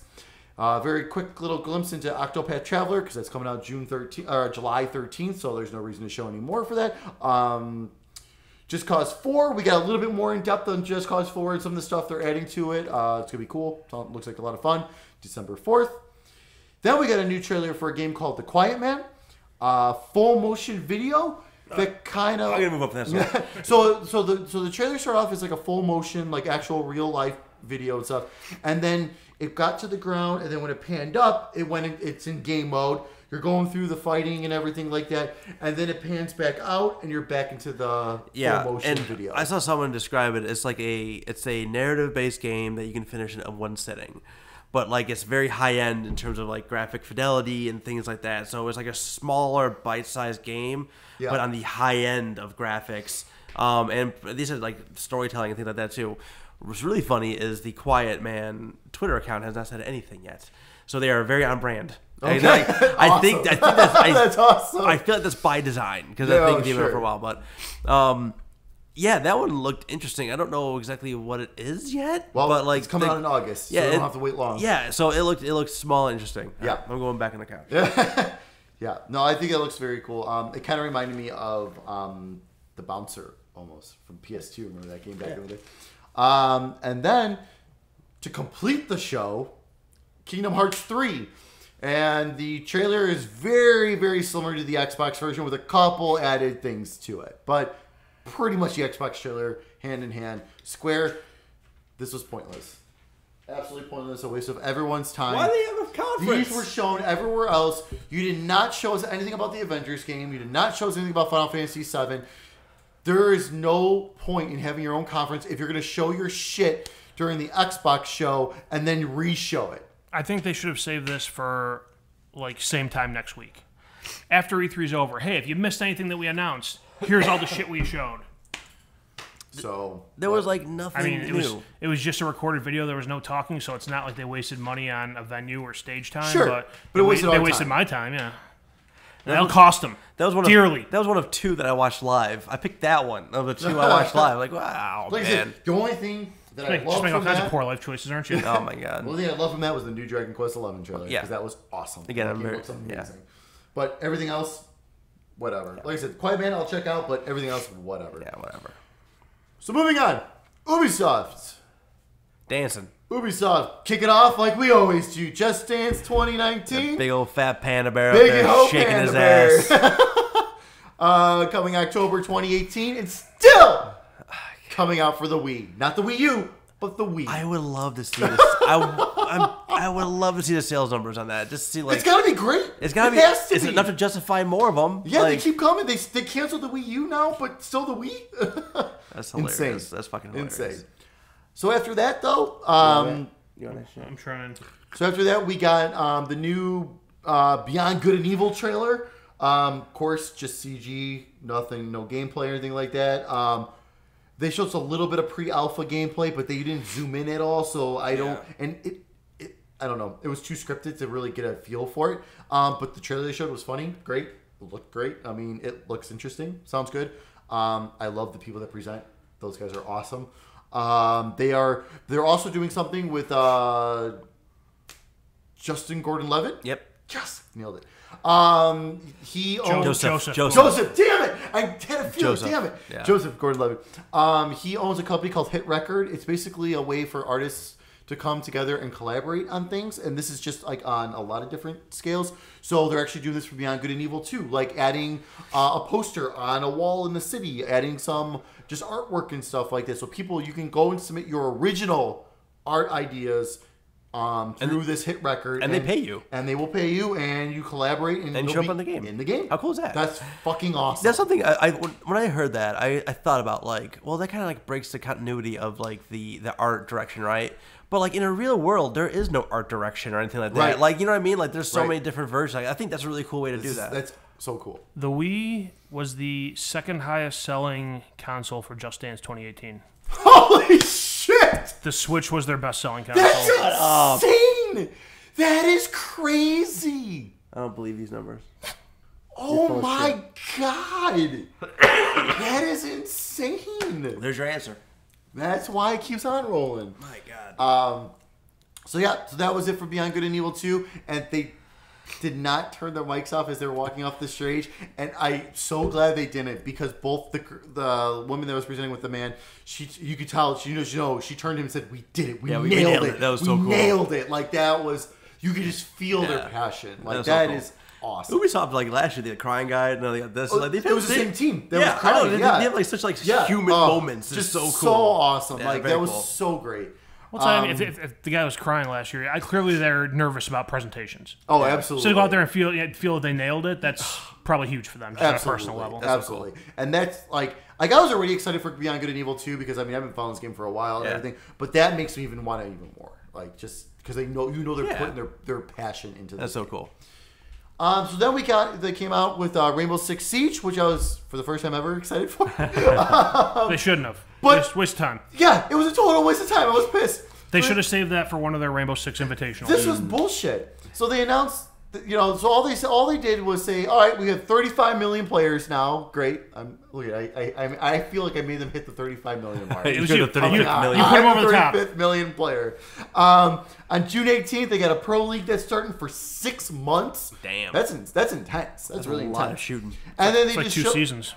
Yeah, and then they just showed a little tidbit of a documentary called Another Mindset that's based on players that played the game and all this other stuff. That's it. Cool. Nothing about this update that's supposed to be coming out that's supposed to enhance the graphics or anything. Nothing about what they're going to add next. It was just a waste of like 5 minutes. Cool. If it was 5 As someone who likes Rainbow Six Siege, it was a waste of time. Yeah. They should have saved that for one of their pro tournaments. Absolutely. So then after that, we got they announced a new Trials game, Trials Rising. They have a beta coming for it as well. It's going to be coming out in February 2019. Just February. I have a feeling 22nd. I've had a feeling they had that date and decided to change it. Yeah, we're coming February 22nd. No, we're not. No, we're not. It's coming for PS4, Xbox One. Can you do the 15th? PC, and for the first time ever on the Nintendo Switch. That's a perfect game for Switch. Oh yeah, I love those Trials games. And I believe it's only going to be $40. I think I saw a pre-order for it today, and I think I think it was $40. Cool. I feel like that's higher than their usual cost. I don't think the retail version is. Yeah, I think the retail is usually right around there. But the last one was like $40. Yeah.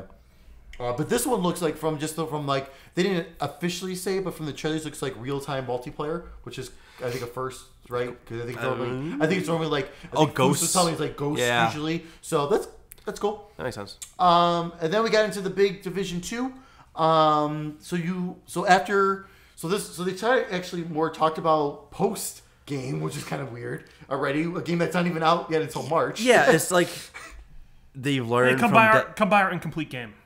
No, it's not that. I think what it was is they've seen the sins of Destiny 2 and how like people beat the game and then they never went back to it. And I think they're trying to. I heard someone talk about something recently about like how those games of service, like those first 3 months are the most critical months of the game, because if you can get them playing and keep that drip feed going for those first 3 months before you release your first drop, like your first content drop, like that's what makes those games like from good to great in terms of like selling and success and things of that nature. Where Destiny 2 didn't have that. Like they had the mind share for like a week, and then people beat it and like now what? Yeah. So after you complete the campaign, you'll have 3 specializations you can choose from to kind of progress your character along then in those specializations. They are allowing 8-player team-ups, so they're allowing raids for the first time. So that's huge for us, considering we were having troubles with Rainbow Six some nights. We had too many players. Now 8 would be good. Yeah, we had a night where we had 7 people in our PlayStation party. Yeah. Damn. Oh yeah. We were swapping out. It's like the old days. And then they announced for year 1, there's going to be 3 DLC episodes. These episodes are going to be new story and new areas for each 3 of these. They're going to be completely free for everybody. That's wild. That's crazy. That makes me feel better about them announcing DLC before the game comes out. So, and just, again, showed off a new trailer. That's what got blocked on, our video blocked on YouTube with the song that was Worldwide there. block. Once again. We're on worldwide. Sorry, not sorry. Yeah, that's coming out March 15th, 2019. There you go. Then they busted out Mario Rabbids. They brought out a band to play some Donkey Kong music for us. The theme of this E3 is I know, live music. So the Donkey Kong Adventure DLC. It's no Andrew WK. Yeah, that's true. They announced this coming out finally, because I feel like they've been talking about this forever. Yeah. June 26th and on June 25th for Season Pass owners. I didn't even know there was a Season Pass for that game. Then after that, we got into a pretty big presentation on Skull and Bones. It's basically their version of Sea of Thieves, but bigger, better, and super fucking pretty. Yeah. I think this is next gen. It looked too good to be this gen. It looked really good, I thought. I thought the boats were super detailed. The water was really detailed. I thought everything looked really freaking pretty. It could be. I mean, I don't know. They said 2019, though. So I could see 2019 PC, 2020 next-gen consoles. Like, I can kind of see maybe that. I don't know. We'll see. It looked actually pretty neat. It looked like really intense. Yeah. It looked a lot better than Sea of Thieves. And then after that, Elijah Wood came out with his new studio. Showed off some more of this Transference VR game. It looks fucked up and good. Yeah. I can't wait. Yeah. I cannot wait to play this game. Fall 2018 is coming for PlayStation VR. I'm not sure about other VR, but I know for sure PlayStation VR. But it looks really good, I thought. Then after that, they went into Starlink Battle for Atlantis. This is that fighter pilot space battle type game. It has the toys, like, the create your toys and stuff. I thought it was actually really fun. It looked interesting. A lot of fun. There's no way those toys are coming into my house, but it did look interesting. Yeah, I thought it looked like a lot of fun. It looked really interesting. I mean, you could tell, again, another where the developer was kind of selling me on the game, because the developer, you could tell how much passion he had for this. And then they announced that Star Fox is going to be in the game, and his ship is going to be one of the ships. So if you buy the Switch starter pack, the starter pack for the Switch, it comes with his ship and and the Fox figure. So that's awesome. Obviously, he's exclusive to the Switch version. Miyamoto was at the conference. They presented him with a trophy of the Star Fox ship, and it's coming out on October 16th. So we'll see how that is. Starter kit's $75, so it's only $15 more than normal to get the toy added on. I don't know to what extent the toys go into. I would say, have they announced whether or not the toys are required for that? I think the toys are required. If they come, if they there's are, no way to buy it. I think they're sending that game out to die. And that's what the I'm Toys afraid to Life of, thing that game is looks like a lot of fun. That game, the trend with the whole Toys to Life thing it's come and gone. It's dead last year, it's and come this and game gone. isn't even it's not even out yet. So I mean, the Star Fox thing will grab some people, but yeah, and that's the thing for me. That's one game where I will keep, because I know, because it is dying. When I see that starter kit for $30 on Switch, maybe I'll pick it up just to have, because those figures do look kind of cool for Star Fox. But then but a game legit does look like fun. it does, it really does. You're right. it's like whatever Rock Band they put out last year. Well, Guitar Hero actually is the one that whatever. they're cutting the cord on whichever. The really? TV It doesn't and matter. everything. Whichever Rock one they Band's put still out doing last updates year. and everything. Surprisingly. That genre's dead. It's gone. Let it go. You're wasting your time and money. It was like they cut it out. They cut it, and then they brought it back 3 years later, 10 years later. Maybe I shot at Right. it. But whatever. Yep. And the fact that they came back at the same time was kind of weird. It was Rock weird, Band, yeah. Guitar Hero. It's like they almost planned it together. Yeah. Then after that, they went into For Honor, which I was kind of surprised on. I didn't think they would talk about that game at all. It's got a big following. That's. I thought it kind of died down a little. That one's kind of gone through the Rainbow Six life cycle, where it started off and people got it and it wasn't what they were expecting, and they've made a bunch of revisions, and every time I hear someone talk about it, they say that there's a huge online community playing that game. So you can download the starter edition on PC for right now for free. Again, until June 18th. And then they're coming out with a new expansion called Marching Fire. It's going to add samurais to the game, which looks really, really cool. Yep. And a new Breach mode, which I guess everyone's been asking for. This is going to be on October 16th, 2018. After that, they showed off a little bit of Crew 2. We're actually coming up to the release. I forgot. We're coming up to that release date on June 29th. There is going to be a public beta on Xbox One and PS4, and I think PC as well, June 21st. So you can actually go download the client now, so you'll be ready to go when that comes out, which is great because I wanted to try that game before buying it, because I actually got in on that Amazon deal, the $63 for the gold edition on it, so I want to know if I should keep it or not. Because I mean, the first game, I like the concept of it. It just fell short, so I'm kind of curious how this one's gonna go. Then after that, they closed off their show with Assassin's Creed Odyssey. Takes place in ancient Greece, Sparta. Those looked awesome. Oh my god, it looks so good. For the first time ever, you can choose your starting character. You can choose between Alexos, which is the boy, or Cassandra, the girl. First time ever you can play as a girl. It's coming out on October 5th. I can't believe they're releasing a game this year. Me too. I'm shocked. That's why I'm shaking my head. No, I don't like it. I think they did some good for themselves by taking a year off. Yeah. But and then to come around and just start going back into the annual cycle again, it's... Well, but the thing is too, like I mean, they said they've been working on this for 3 years though. The guy said that. He said he's been working on this for 3 years, this game, because I think they knew they were taking that year off. So a couple of the studios started working a little harder on some of these games. A lot of when they showed the big longer gameplay, a lot of it was from Origins. So it's gonna be very similar to Origins.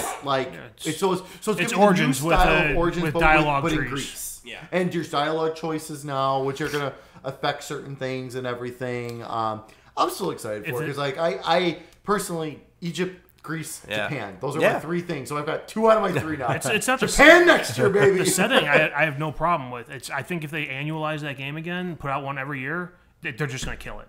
Yeah. It'll be dead. I see what you're saying. It'll be dead within 4 or 5 years. I understand. But, yeah, so that was Ubisoft. I thought they had a great show. I thought this was one of their best show in years. I thought so too. Especially with the way it rolled. It felt like a better... it just kind of kept... It felt like an actual conference. Yeah. We didn't have crazy caffeine, man.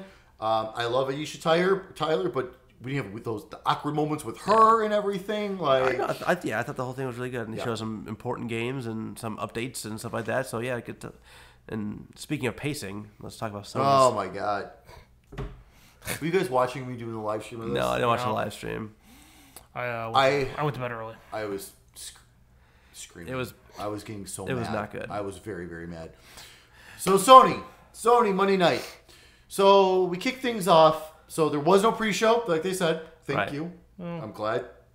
There's a week of pre-show. Well, actually, you know what? That's right. I did put this up. So okay, so 5 days leading into. Thank you for saying that because actually I put an arrow and I missed it. So 5 days leading into the show, each day Sony announced something. They brought back their crew, their little the 2 guys and the girl, and they were talking. So the first day they showed off Tetris Effect. Cool, good for PlayStation 4 and VR. So that's neat.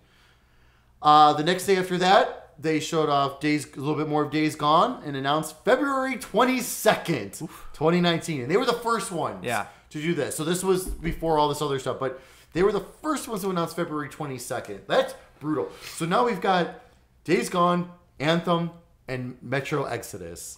Yeah. If I was Metro, I would change. I think, any of those games, Metro, I would change. Because Anthem will get the Xbox owners, though, will buy it like crazy. And the PC people will buy it like crazy. If I'm one of those, anyone, I'm talking to my team saying, can we get this out a week earlier? Yeah. I say Exodus, I think, should a week earlier or a week later. One of the two. Exodus, this is the 3rd game in the franchise. I feel like I never hear anyone talk about it. I hear it's great, but it just doesn't sell. Right. There was, what was the last one? Last Light? That sounds right. Sure. Or Metro. Redux? Well, there was Redux. Well, Redux was a remake of the first one, wasn't it? Whatever the last one was, it was free on PlayStation Plus once upon a time. And I played about 10 minutes of it, and I just couldn't get into it. Yeah. It was like not like tone wise, but literally like color palette wise, it was super dark. So I would have like the only way I would have been able to like play that game and enjoy it all would have been like to bump up my brightness settings ridiculously high. Sure. But what they showed in their demo at the Xbox conference obviously looked brighter. So Yeah. that, you know, that might help me. I don't know, but yeah, it's one of those things. Like I hear the title, I hear people say they love it, but I never like see it anywhere. Yeah. Yep. So, and then the third day, they announced Twin Mirror, another game from Don't Nod, which looks awesome. Yeah, and dark for them. Yeah. So yeah, that looks great super. story again. And but that's not only PS4. That's also coming to Xbox and PC as well. Yeah, that one looks really cool. Day after that, they showed off a brand new VR game called Ghost Giant. Okay. Yep. That didn't appease me at all. Then the last announcement, though, this excited me for PlayStation VR, Beat Saber. Yeah. So if you haven't seen this game yet, I'm sure you have, but it's basically a rhythm lightsaber game. Like, I am super pumped. Yeah, this is perfect. We get two. Yeah. You get the move controllers. This is perfect. Yeah, one blue and one red, and then Finally, the move controllers aren't a hindrance. Yeah. yeah, one blue, one red, and you're flying down this tunnel with these squares. And the squares have arrows on it, so you have the blue. It is a blue square, and the arrows are to the left. You got to hit it from right to left, and like hit it, and like. Oh, God. But it's like you know, it gets going back crazy. and forth and down. It gets like intense. it looks really I'm cool. so excited that's coming to PlayStation Yeah, VR. that look cool. So excited. So I will be getting that. So that was the pre-show stuff leading into Sony on What else you got? Oh, go ahead with Okay. the agenda here. So Sony starts. They're in this odd tented tiny church It's church. area. Yeah. They had pews. It's a church. And then a guy comes out and starts playing the banjo, which we all know what that meant, though. Yeah. We all knew that meant Last of You Us got a Part purty 2. mouth. So we get a nice CG trailer that led into a extended gameplay trailer that led back into a CG trailer. Right.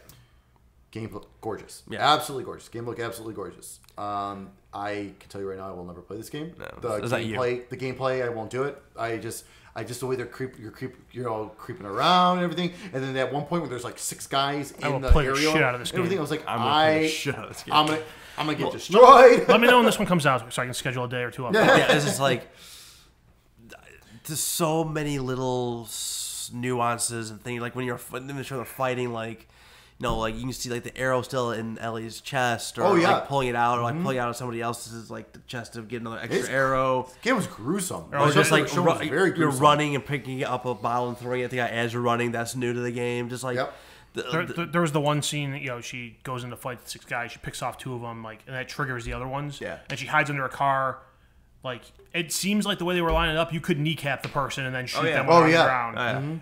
Instead, she just waited for the other person to bend down, look under the car, and pop right her in the face. That was awesome. I watching the trailer and just watching like she only had like 5 bullets, and like you just watching it count down, you get that feeling from playing that game too. It's just like, well, then she went to go 2. She went to go shoot that one, and it clicks. It's like, oh shit! Yeah. And then she got shot. Oh, that was crazy. Yeah, man, that's when the arrow hit her. So I'm just like, man, it felt. I mean, it looked like the same area where they did the demo for Last of Us 1. It looked like the same like I don't remember mini that mart demo that at they all. had. I mean, it was definitely different, but it looked like the same mini mart. Yeah. There was no truck smashed through it, so it had to be a different one. Right. But yeah, man, like I don't need. Again, I'm at that point where I don't need to see anything else on this one. Halfway through that, so I didn't watch the conference, but halfway through that trailer, I stopped it. I'm like, I'm done. I've seen enough. And I did that with a couple of the trailers they had at their presentation that I watched later. I got halfway through them. I stopped. I'm like, I'm good. For sure. I've seen what I need to see. I'm going to buy this game. Let's move along. Yes. Yep. I will be more than happy to watch someone play this because I just won't be able to. That's not your thing. Nope. So then they had the pre-show. So then we took about a 15 minute intermission. There's a pre-show. Intermission. Pre-show. So they had all these people in that church, whatever it was, and they were moving them from there to the next step, to like the actual conference hall. Yeah, and I thought like, what the hell? I thought they were gonna keep moving them for all 4 stages. Oh my god! I'm like, oh shit! I would have stopped. Yeah, I would have turned this off. But that was just absolutely ridiculous. Sony, never fucking do that again. Like I get what you were doing in the first area because Basically, when as soon as the trailer started, oh, you're mimicking this trailer. Oh yeah, you're in this church. That's got it. Okay, fine. There's the chandeliers that are overhead. Right, there's the music. Yeah, I get it. But guess what? This is ridiculous. It's because then it made me feel like, okay, is this all they're gonna do? Yeah. Are we gonna do this for each of the 4 That's games what that we're I talking thought about? was It's gonna happen. like, this is gonna suck. Especially when Ghost of Tsushima, when he started coming out, and like it was just like the banjo, then he had the guy playing that flute thing, whatever it was. It was like, here we go again. No. So during the intermission, we got a new trailer for Call of Duty Black Ops 4. And if you digitally pre-order 4, you get some of the new maps in Black Ops 3. Correct. And Black Ops 3 is available now for PlayStation Plus members. So it's a bonus game for this month, which is pretty cool. Yeah, that's why I posted on Facebook. The missions, the levels that they have in 3 are throwbacks from all the different Black Ops games. So it's like a greatest hits collection they're putting together. You can play on 3 now and then 4 later. Cool. So there was that, and then they were talking and bullshitting. We're gonna start. And then after that, we're gonna in a few minutes, we're gonna start. In a few minutes, we're gonna wrap up the pre-show. We'll wrap up this pre-show. Really, we're within seconds now. Like, oh my Jesus god, Christ. it was ridiculous. So then they recapped the pre-show stuff that I just went over, and then they showed off a new CG trailer for Destiny 2 Forsaken. No one cares. September 4th, 2019. That's coming out, and then we finally dug into the media showcase. Yes. So we get back to the studio. From here. There's a guy there playing the wind flute. Yeah, very flute.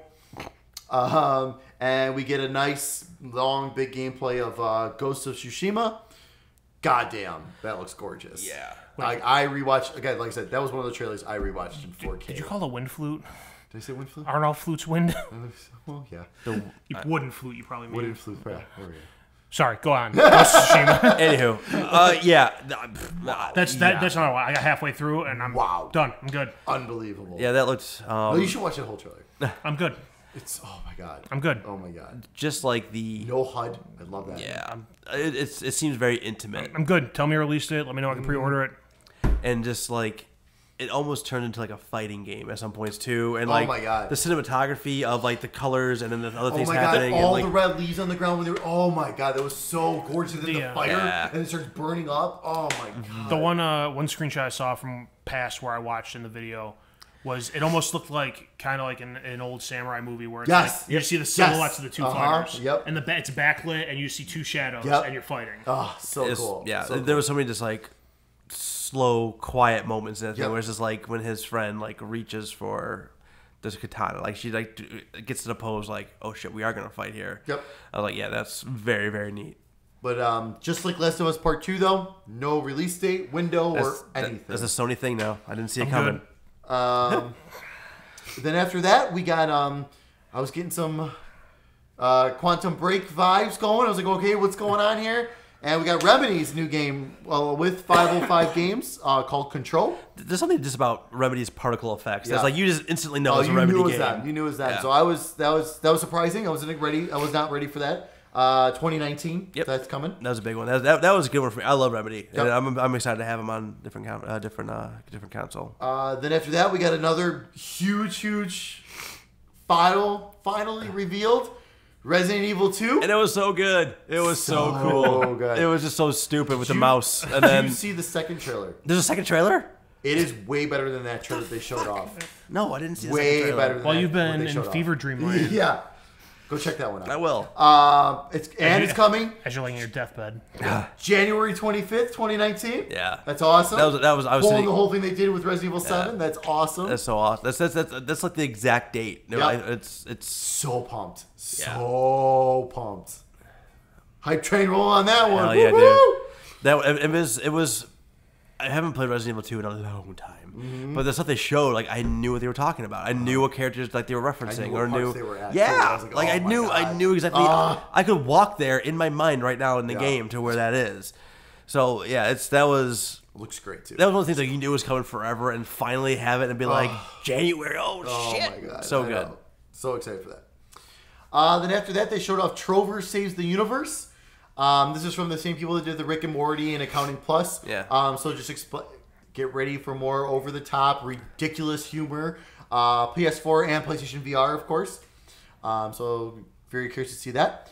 And then we got another Kingdom Hearts 3. It's one of my Kingdom Hearts shirts tonight for this Kingdom Hearts 3 trailer. But this one was different. And this one had more information. This one was a lot different. Yeah. So they showed off the Pirates of the Caribbean world for the first time. My least favorite world from Kingdom Hearts 2.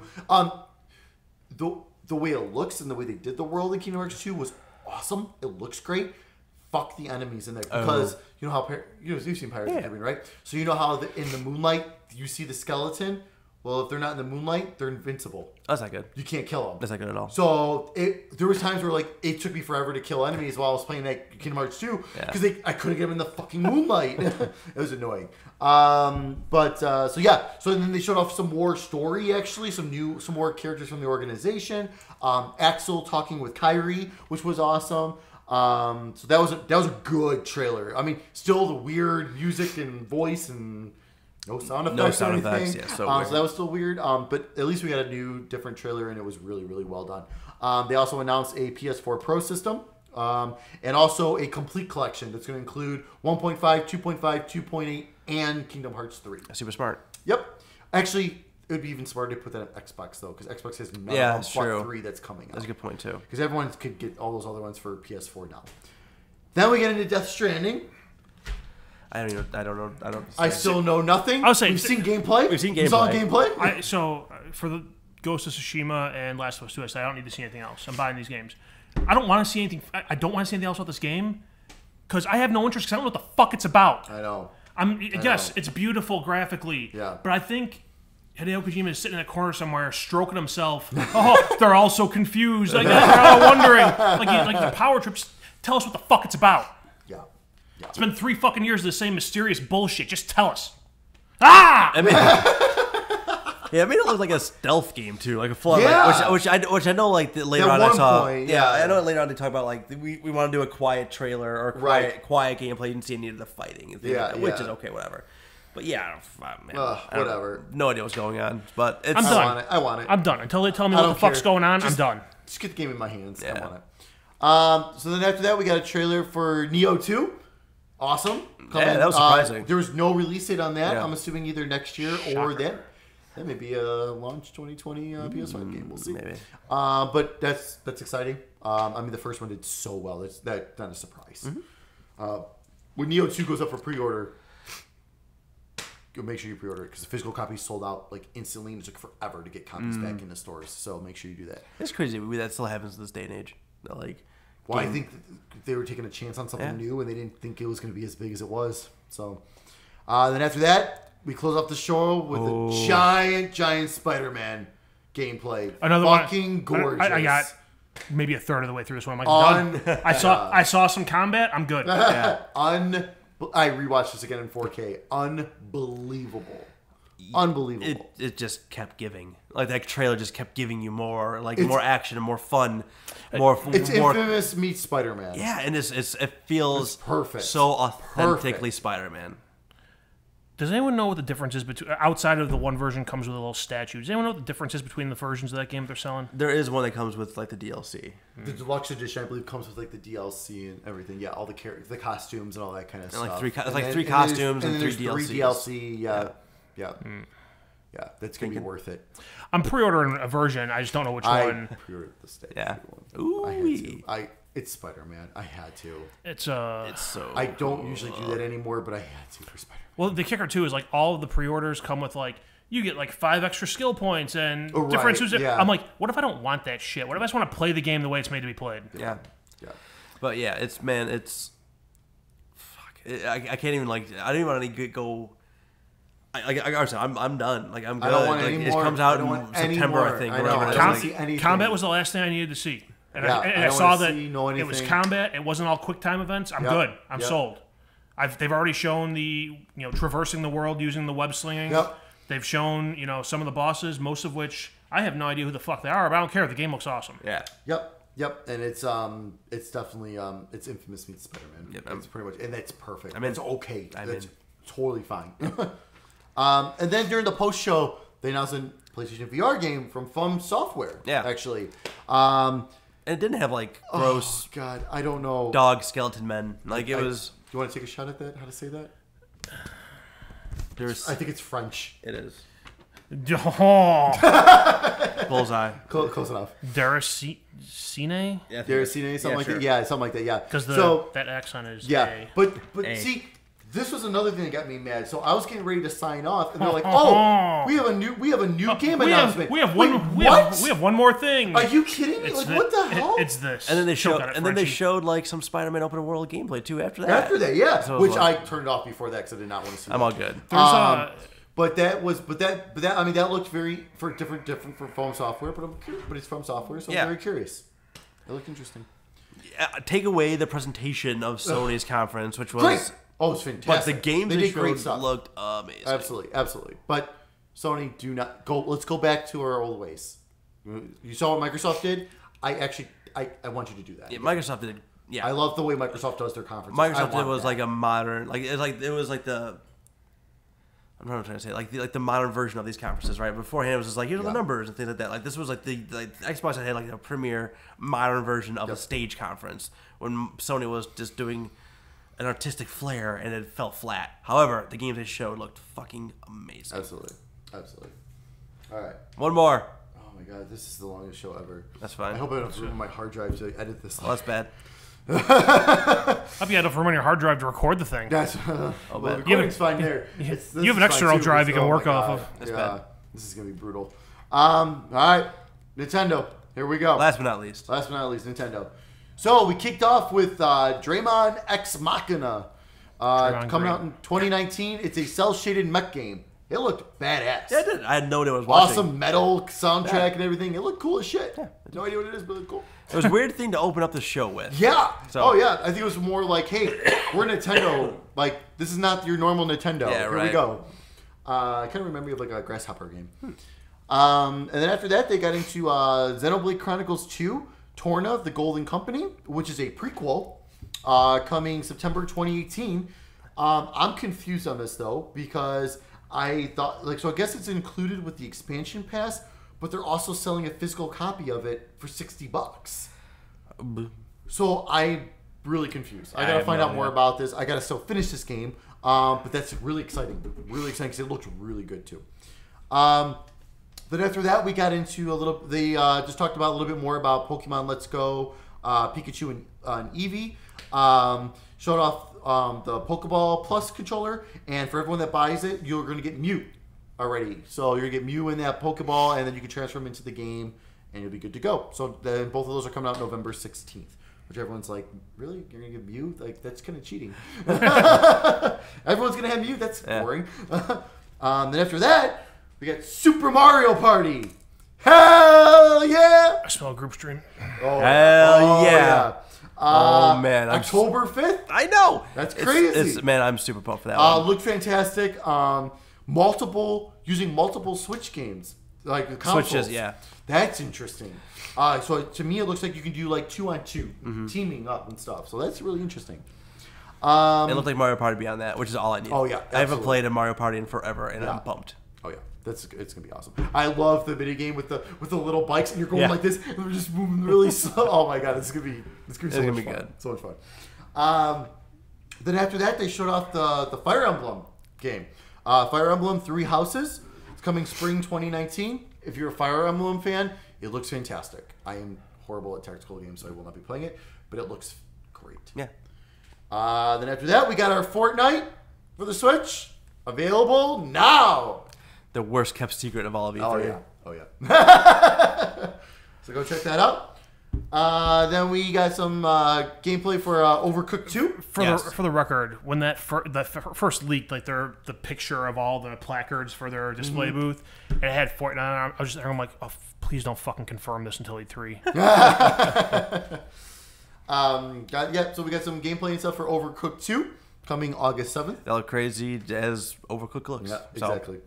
Then they announced Killer Queen. It's more Overcooked. Yeah, exactly. I'm happy about that. Killer Queen Black coming in 2018. This is supposed to be a huge multiplayer game. I have never heard of this game until like last week. I've heard of it. I guess it's a huge arcade multiplayer. I hear people line up to play this game. It's an arcade. The arcade version, it's like there's 2 sides of seats. There's 4 seats on each side, and basically in the arcade mode, whoever wins the round keeps playing. The other person swaps out for the next person in line.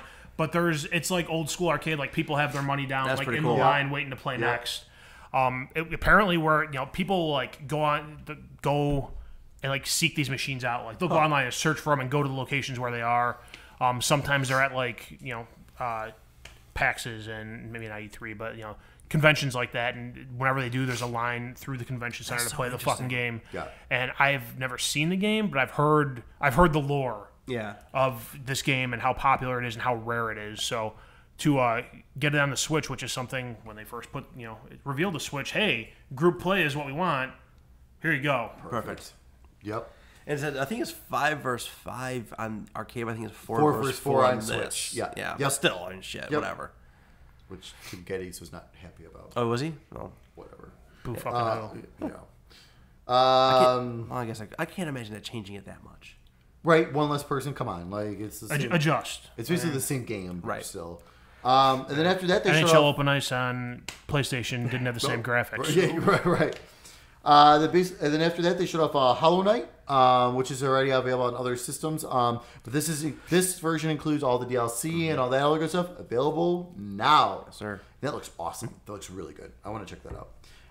Then they showed off very quickly. They didn't even show it off. They just talked about Octopath Traveler coming July 13th. A new demo is available June 14th, and your save file will carry over into the game. Very cool. So that's awesome. Get a little head start on the game. This is where I was going to go back, but I didn't. I was lazy. That's fine. I'm sorry, guys.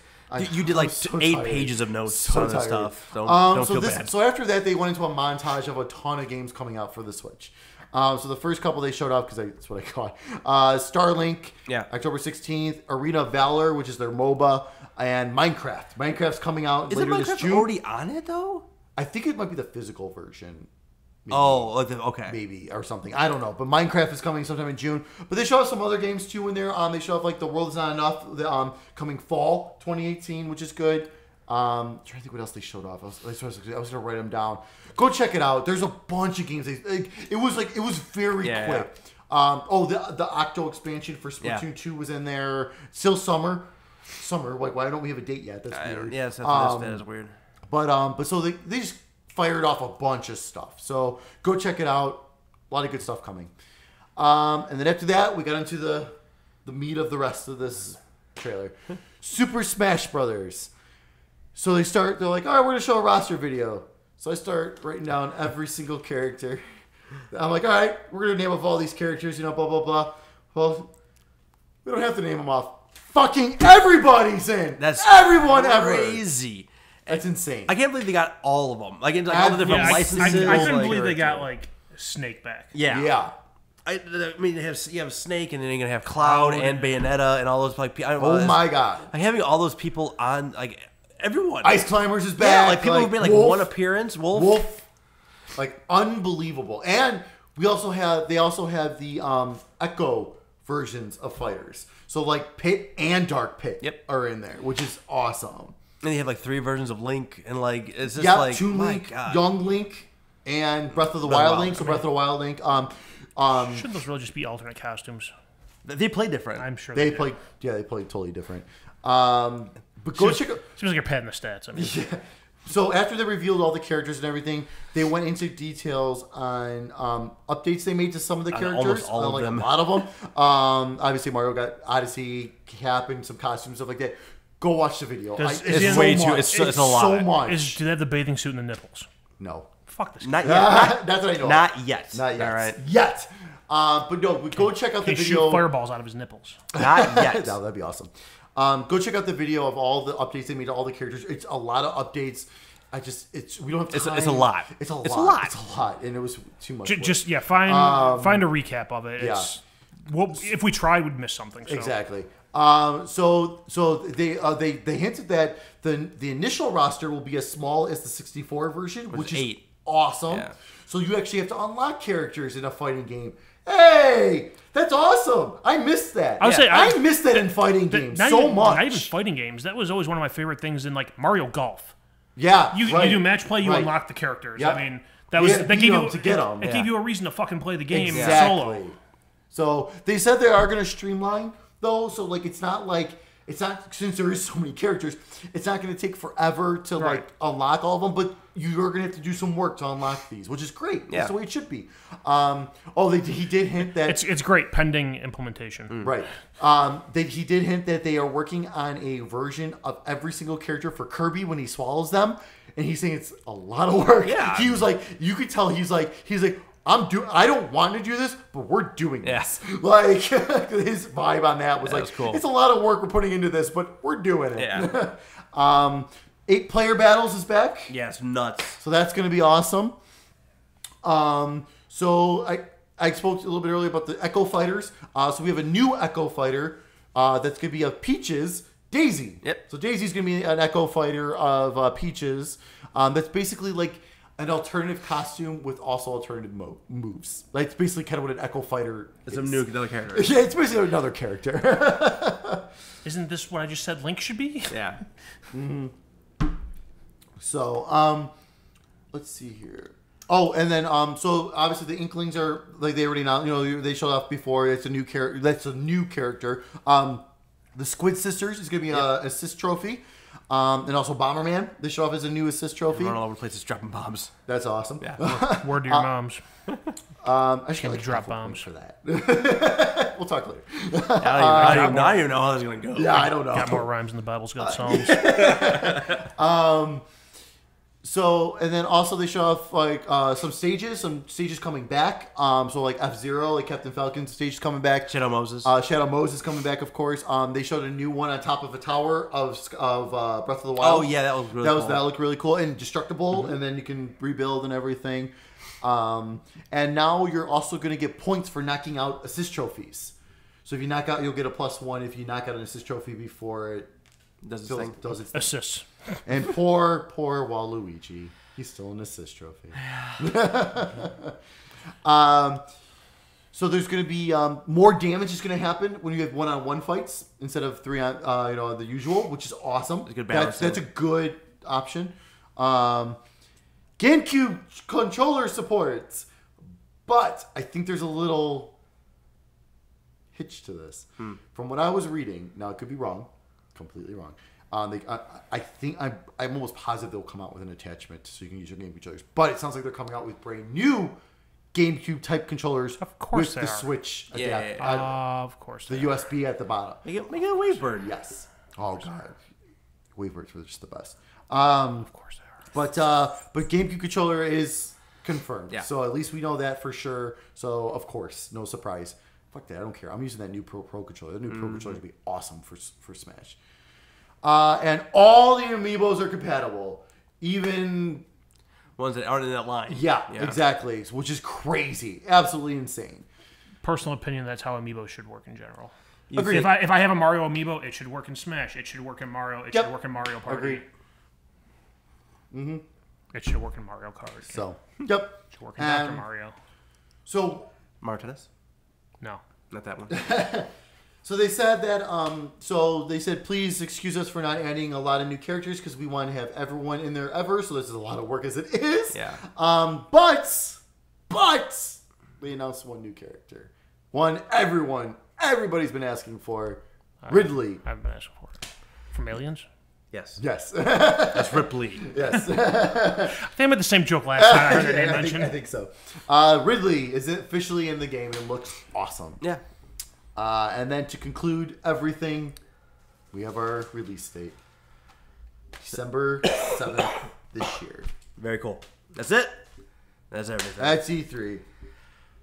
Oh, okay. Well, 1 second. Nintendo's I thought was okay. Yes. It was okay. They had some good stuff in there. Some good stuff. I mean, the Smash information is good information, huge. but like, there wasn't like a ton of holy crap moments in there. I mean, we knew Mario Party was eventually coming. So this early though was kind of a surprise. So that's probably the biggest whoa. That was something we didn't know of. Yeah. Because we knew they were working on a Fire Emblem, so that we knew. The fact we saw it, I was a little surprised when we saw it already, but that was good. And well, Fortnite, we all, even before the leak, we had our suspicions, especially Art. Coming out today. Yep.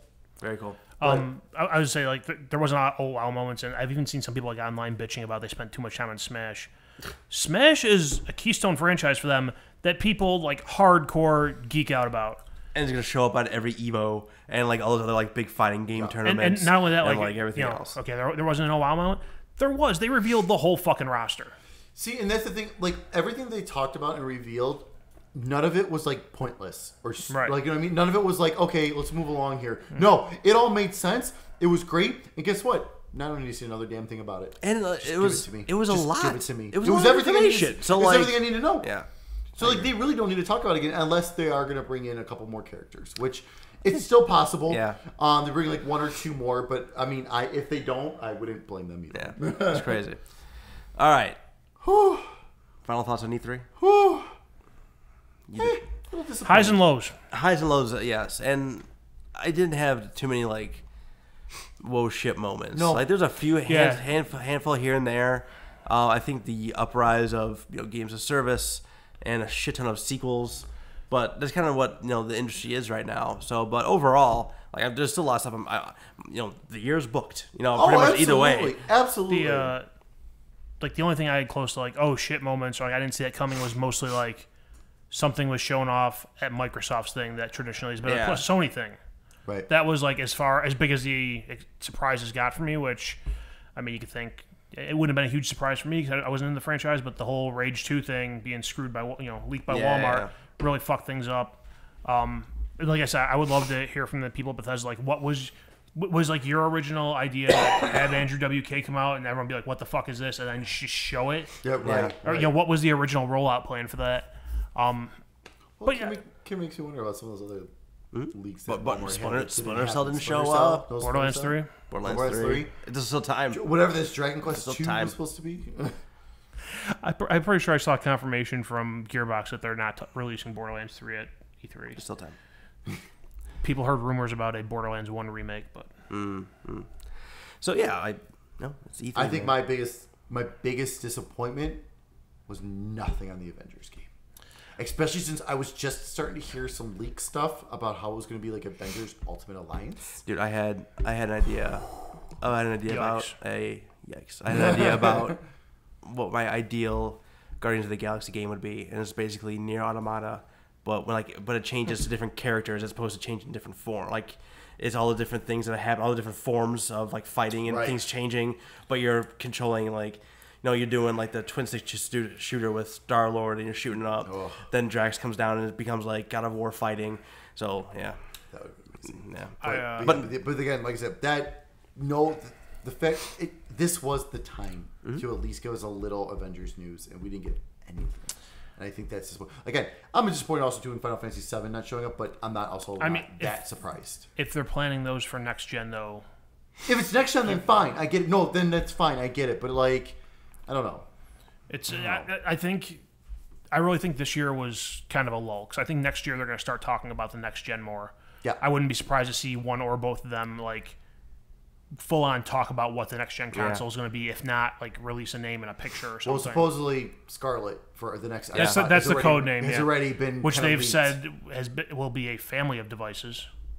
Really? Which is fucking weird. That's and interesting. Worries me. Yeah, interesting to see what they gonna do about. I think what that might be is kind of like the whole 360 thing. Like a core unit. What came without the hard drive, and then the premium came with the hard drive. I think it might be kind of one of those. Like, hey, if you want the super high end 4K stuff, here's this. Or like the elite version with the elite controller. Here's the elite version. Here's the casual gamer version. I could maybe see something like that. There was a rumor a while back they were working on a new revision of the Elite controller, but nothing's been said about that in months. So, that's right. Maybe. I don't know. But yeah, I think next year's we'll have a lot more like big hard hitting stuff, and I think a lot of hardware this year was kind of a down year just based on that. They're definitely holding some stuff back for the next gen. So. Absolutely. It is what it is. It is what it is. Do you want me to do my gift to you now, or do you want me to save it for next week? How long is this episode going on? It's 11. It's been going on very. Let me double check. Are we at 2 hours already? I guess is my question. Oh God, yeah. We have already hit 2 hours. We have? We're 2:15. I mean, we should save it for next time. 2 hours. I'm not involved in it, so I don't give a shit. That's fine. No, let's save it for next time because this is a lot. Okay. Do you want me to still give you a game though, so we double talk about them? Yeah, we can do that. That's okay. Fine. I want to play Fortnite on Switch. Oh, all right. I don't think you played any of those games yet, right? No, I haven't played Fortnite at I'm all. just curious. He played PUBG on mobile. On mobile that opening night when I got chicken. So let's see how if your skills transform to Fortnite on Switch. I was interested to see how they're going to go. 'Cause my main concern is that it is cross-platform with like PC and Xbox and shit like that. I'm gonna try it out too. So maybe we can talk about it together. Sounds good. All right, where can people find us online? I'm not gonna try it out. Fair enough. People can find us online on Facebook, SoundCloud, iTunes by searching The Sticks Podcast. You can find us on YouTube at youtube.com/SticksGamingVids. You can find us at our website, sticksgaming.com. Find us on Twitter at The Sticks Podcast. Perfect. I'm Ron Burgundy. Say final words. I have none. None? We've had too many words. You're exhausted after the last 3 days? E3 is exhausting. No, please go to youtube.com/stickgamingvids. Check out all the live reaction videos we did. Check out the Ubisoft one. Yeah, hopefully it's there now. That was banned in all countries. Hopefully it's there now. But please check them out. Share them with your friends. Subscribe to our channel. We'd really appreciate it. If you got any comments or thoughts, leave them there. Yeah, One of us will respond. We like talking with you guys, so please just let's interact. Let's get a conversation going. If you know any bot farms and want to give us a lot of web traffic, that would be great too. I didn't know where to go with that. Awesome. I'm so tired. Might go home and die. I'm gonna go home and die, and maybe I'll see you next time.